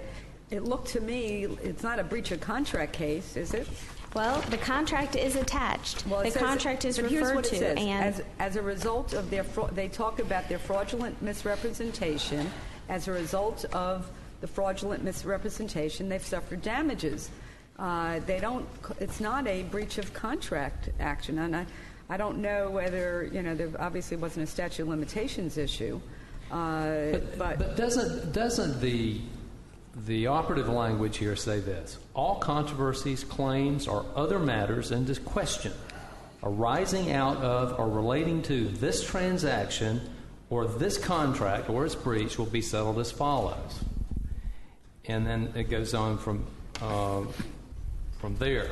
And it talks about the arbitration. And establishes the right to arbitration. So Unless I'm missing something there, that seems to be pretty broad. It is the most broad and recognized by this court. I'm struggling with the concept that somehow a misrepresentation that induces a contract is not related to the contract. And a claim of misrepresentation that induces a contract is not a claim that's related to the transaction or the contract. Well, and Judge Thomas and Judge Van Nortwyk in the first DCA gave a hypothetical about, well, they could have relied upon the advertisement and made and incurred some costs. Well, that's not what happened here, as the court is saying. I don't understand that. I don't know how somebody can reasonably rely on an advertisement that they see and go out and spend money before they've entered into any kind of relationship. How do they know that the property hadn't already been sold? I mean, that is absolutely fanciful, the idea that they could reasonably rely on an advertisement to go out and expend monies and reliance on that when the whole situation could change until there's been an acceptance of an offer. Right. And the reliance here was on the contract. The detrimental reliance is completely tied in and to the arbitration clause and to the contract. It's referred to in the complaint. It's got to be, as Judge Marsteller stated in her dissent, it's got to be read with the rest of the contract. I don't agree that that's just a defense. The arbitrator or the judge is going to have to look at that entire contract to determine whether there was any type of fraud. And while this may say fraud in the inducement, Justice Pariente, they may talk about fraudulent misrepresentation, but the last or second to last paragraph of the complaint requests attorney's fees based on what? The contract. So I think that, and I think the other side's going to have to answer the question, because I'm reading paragraph 14, the two sentences that Justice Kennedy talked about, and it does say it's broader than, and I stand corrected, than just the contract. It says arising out of or relating to this transaction. So I think that gives you, therefore, I think that the nexus, now whether that was whether, there is some distinction because of the damages that are actually being sought, because there's I don't see a waiver of damages, provision, but that's a question, I guess, for that would be a question for the arbitrator, perhaps. So that's a friendly, that I do see that as being a very broad question, and so really, when you're talking about not torts that are independent of the contract, but torts arising related to the contractual relationship, your position would be that's a sufficient nexus. It is. How would you address this or draw the line or separate? Because, there's no question that in Seifert, this court has held that if it is the contract itself that places the party in a relationship that creates new duties, as it says, not otherwise imposed by law, then that's when it comes within the contract. But that if there's an action for a duty not arising from that contract or not in the contract, is arising from the common law duty, how would you square those two cases? Because clearly that's what Seifert has said. First, you've read it a lot. You've read it over and over, I'm sure, and dealt with how do I distinguish this and that kind of thing. First, because this is a broad transactional phrase in the contract for arbitration, and second, because the issues here, the relationship here, the misrepresentation, if it happened as a result of their relationship under the contract, not as Chief Justice Kennedy said, not because there was an advertisement in the paper and they relied upon it. It is purely and solely because they bought this piece of property. And it is important to note that the parties themselves recognize by requiring a feasibility study that there might be some issue with the property, that it might not be proper for the plaintiff's usage. And I see that I am out of time. So unless there's any other questions. Thank you.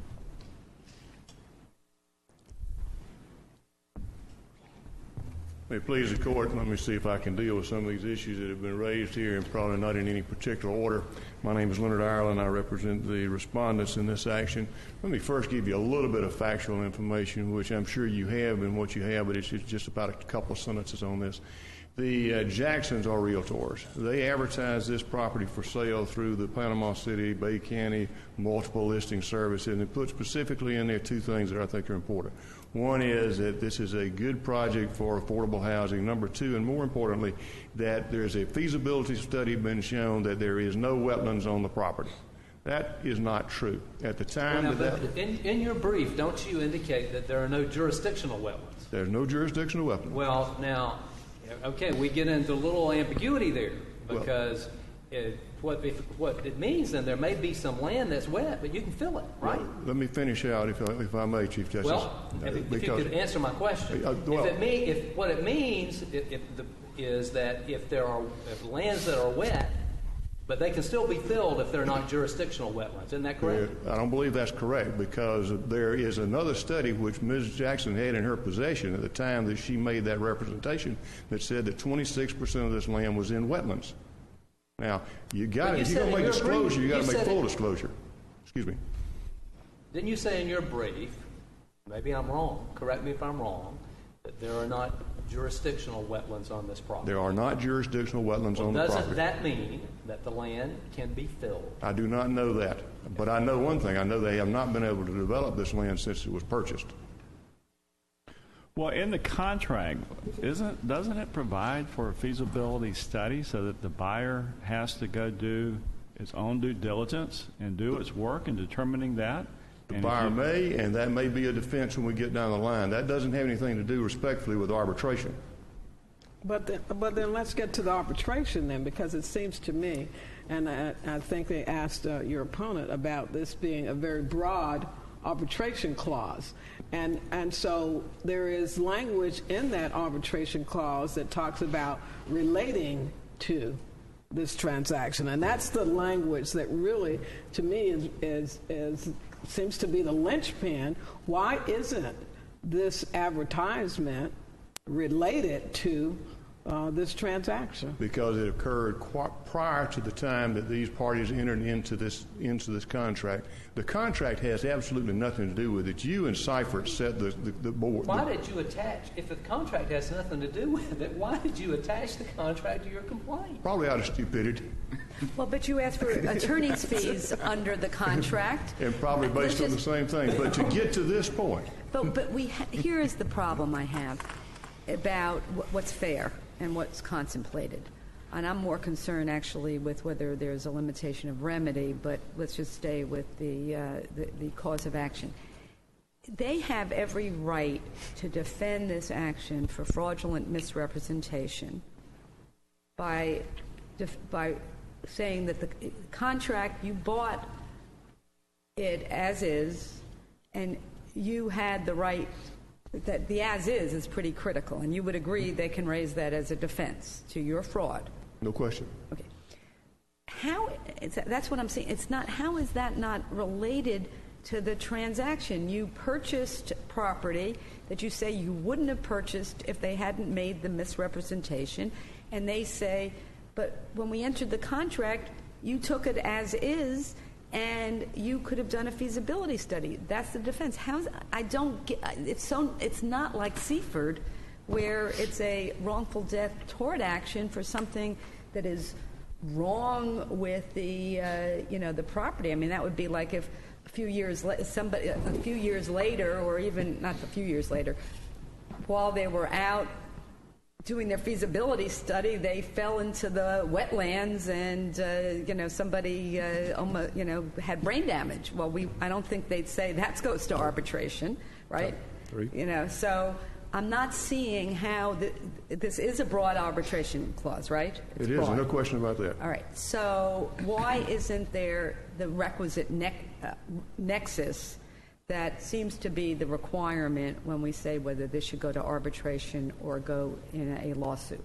Okay, let me answer that. In Seifert, you said the better reason case started with the premise that in order for the dispute be characterized as arising out of or related to the subject matter of the contract and thus subject to arbitration, it must at the very least raise some issues, the resolution of which requires a reference to the construction of some portion of the contract itself. Okay. But I think what Justice Kennedy is saying on that one is it's very nice to say you were induced because of the advertisement, but I think we all know that just because you look at a broker's listing, that if there is, if you wouldn't have there has to be something between when you got that advertisement and when you agreed to pay the money, and that's something's called the contract. But that money could have been, if we'd gone out there and said, okay, we like the property, here's $253,000, give us the deed, no contract. That's not what happened. But I mean, if it did, then you wouldn't have this arbitration I asked the question clause. back, and I know I can't ask a court question, but I ask you to look at what you would need to do. What portion of that contract would need to be construed to give us a viable cause of action? And the answer is none. There was a misrepresentation. It was made knowingly. We relied on it, and we were damaged. None of that, you have to go to the contract. You differ that with McGuire. In McGuire, there was a representation in writing. Excuse me, Chief Justice. Okay, I'm sorry. There was a representation in writing that 2 acres of the land that was being purchased had I think, drainage permits for it. They reduced that to writing. There is nothing in this contract that says that land, there is no wetlands on that land. Absolutely nothing in that contract. That you don't have. You could take that contract, put it over here, try the lawsuit on fraud. See, I think you'd have a better argument if it said arising out of or relating to this contract. But I think the problem about the intent of the parties is that relating to this transaction, we're talking there about the real estate transaction. When you talk about a tort action where somebody dies as a result of something on the property or is injured, it's not relating to the transaction. And that's a pretty easy distinction to be made. But the broadness of that language is hard to get around, I think, from your point of view. The language was the same in Seifert. Seifert was a broad. That's not accurate. I think. Well, let me check. I mean, the Seifert case actually refers to property, which is a whole other problem with Seifert. But if you look at the language, unless I'm missing something, that's not the standard language that's used here. U.S. Homes had its own language. Yeah, there's no reference to the relating to this transaction in Seifert at all. It's not there. Well, Seifert says any controversy or claim arising or related to this agreement or the property. Like I said, okay. It's different. But I think I'll stand corrected, but I believe that they did determine in Seifert that was a broad. If your client had not entered into this particular contract for the purchase of sale and closed it, there would be no claim for fraudulent misrepresentation. And that's what the First District said. First District said just because we're there and we're parties to that contract doesn't mean that we have to arbitration. I'm saying the opposite of that. If you had not entered into the contract and closed it, then there would be no claim for fraudulent misrepresentation.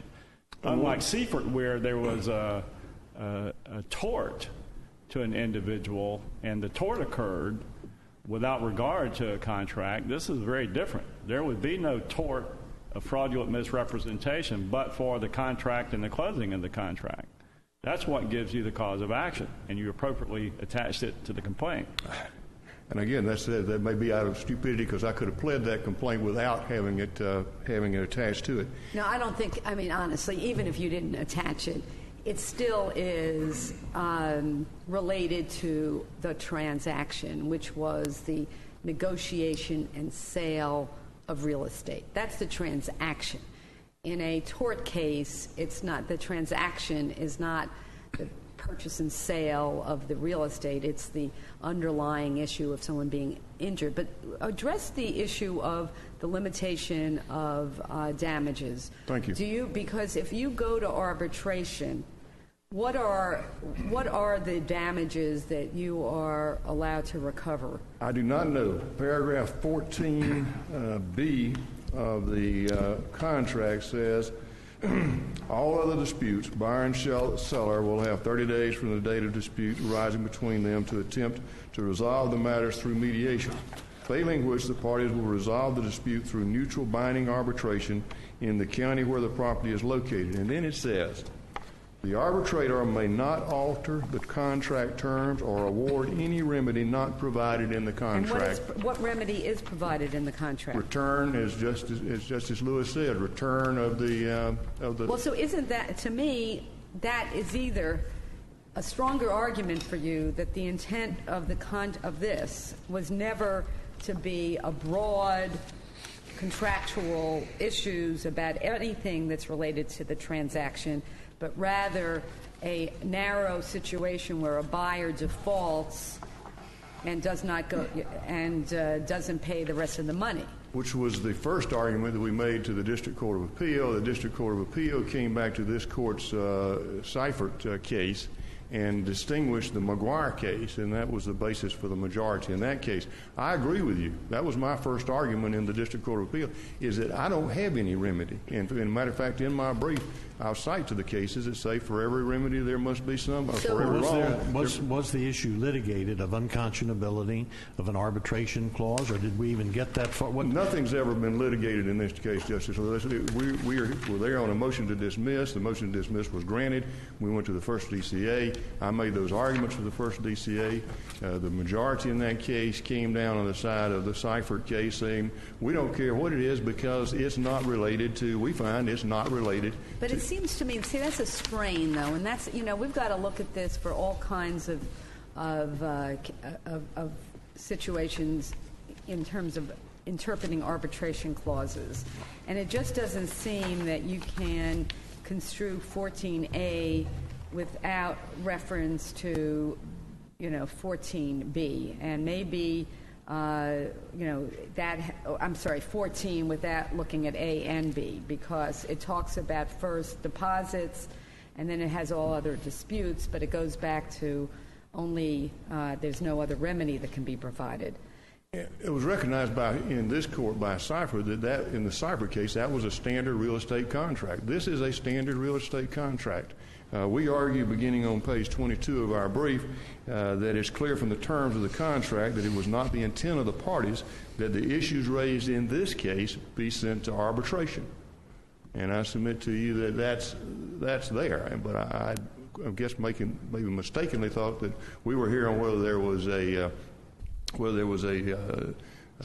conflict between McGuire and this case. The problem, McGuire may be different, but it's not a problem, but they certified conflict to the extent there's conflict. We could decide there's not conflict, I guess, and not take the jurisdiction, but they've certified conflict, so to the extent there is disagreement.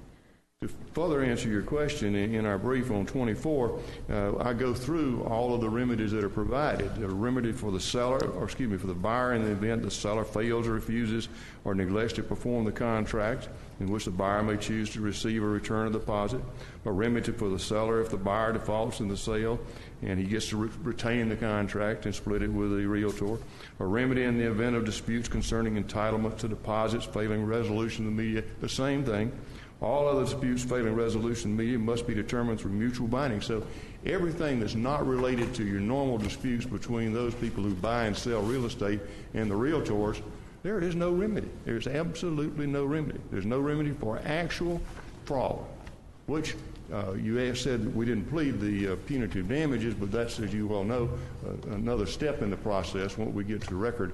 I fully intend to. I forgot that they changed the law on that. That's correct. Once we get record evidence on the as to that being an intentional misrepresentation, then certainly I intend to ask the court to allow that. So that's really, to me, that's the bigger issue, because I agree that, we've said that arbitration is preferable sometimes because it's more expedient.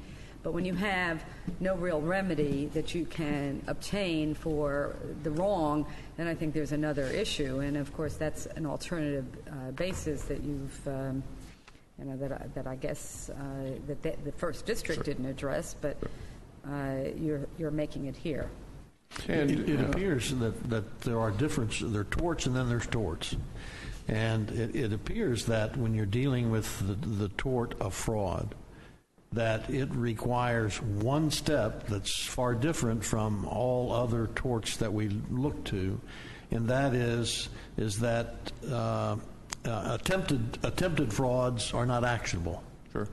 And again, as you, rightfully, candidly said, without saying I'm buying this property and coming to the agreement, there's no action because that's one step that's needed. That's pretty clear.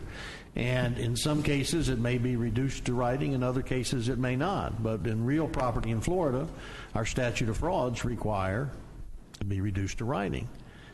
So that's what I'm struggling with, is that the tort of fraud in real property just seems to flow to that contract. But the public policy of that, Your Honor, is that if the defendant in this case is allowed to get by with this and to send this to arbitration where there is no remedy, then... Well, I agree that maybe that's maybe a different theory.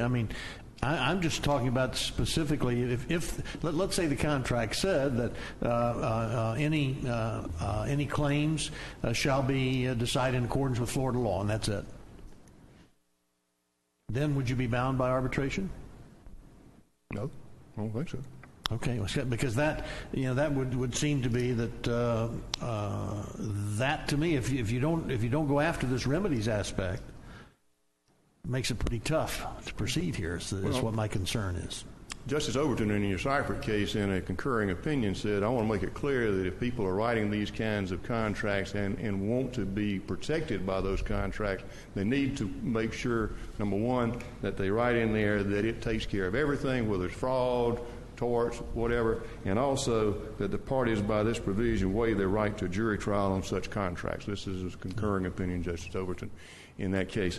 I agree with you completely, and as I said, and I probably repeat myself, that was my first point that I raised before the First District Court of Appeal. They decided to go a different road. Well, but that doesn't preclude you. If we were to say that there is that the issue of an unconscionability has not yet been raised. No. So that nothing precludes you from raising it upon. If we were to quash the First District opinion to say, well, you can raise unconscionability. I don't know where I would raise that, though, because if the First District is quashed, then I'm back to arbitration, and I don't know that that's something I can raise in arbitration. The trial court decided it had to be arbitrated. Yes. Trial court granted a motion. At that time, didn't you have an opportunity then did you argue in the trial court limitation of remedies? Yes, I did. And it was just basically, as I recall, it would go back for the for the trial judge to look at the alternative ground of limitation of remedies. Whatever the court decides, the court in its wisdom wishes to do. Well, I'm just trying to figure out that. Well, it would require a special decision to say that, because if it doesn't really direct the trial court what to do, it is remanded, and then you have a dismissal. We're back to dismissal and sent to arbitration, right, and then have to go through the process of arbitration, which, as you well spelled a while ago, is it's pretty much in the hands of the arbitrator. Unless there are any other questions, I think I've pretty much exhausted most of my time. Thank you very much.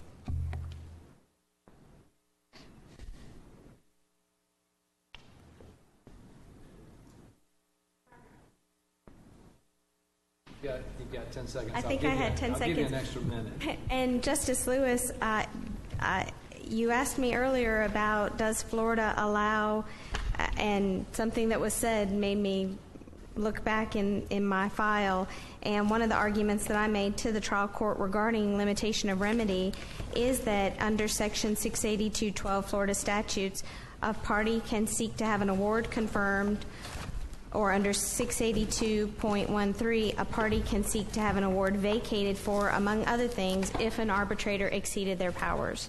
So there would be a place for the defendants below to exceeded make their powers. That means that they've gone on to decide something that's not arbitratable. But if it is just the damages, I mean, that's, you can't challenge if the contract says return of money, and that's what the arbitrator does. That's not going to be a statutory basis to set aside that arbitration.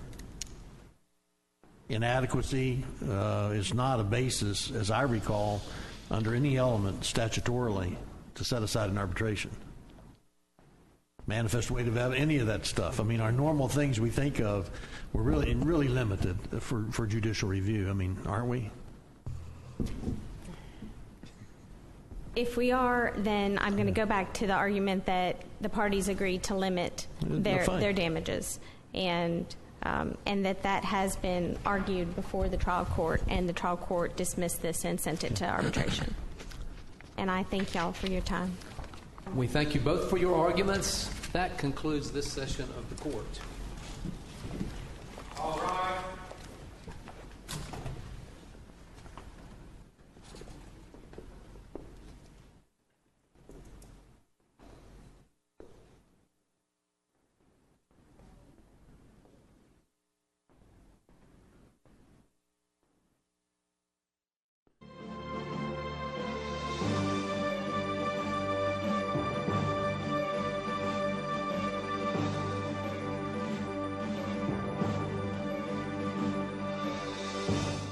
You're watching the Florida Channel, a public service of the Florida Legislature, WFSU-TV, and Florida State University.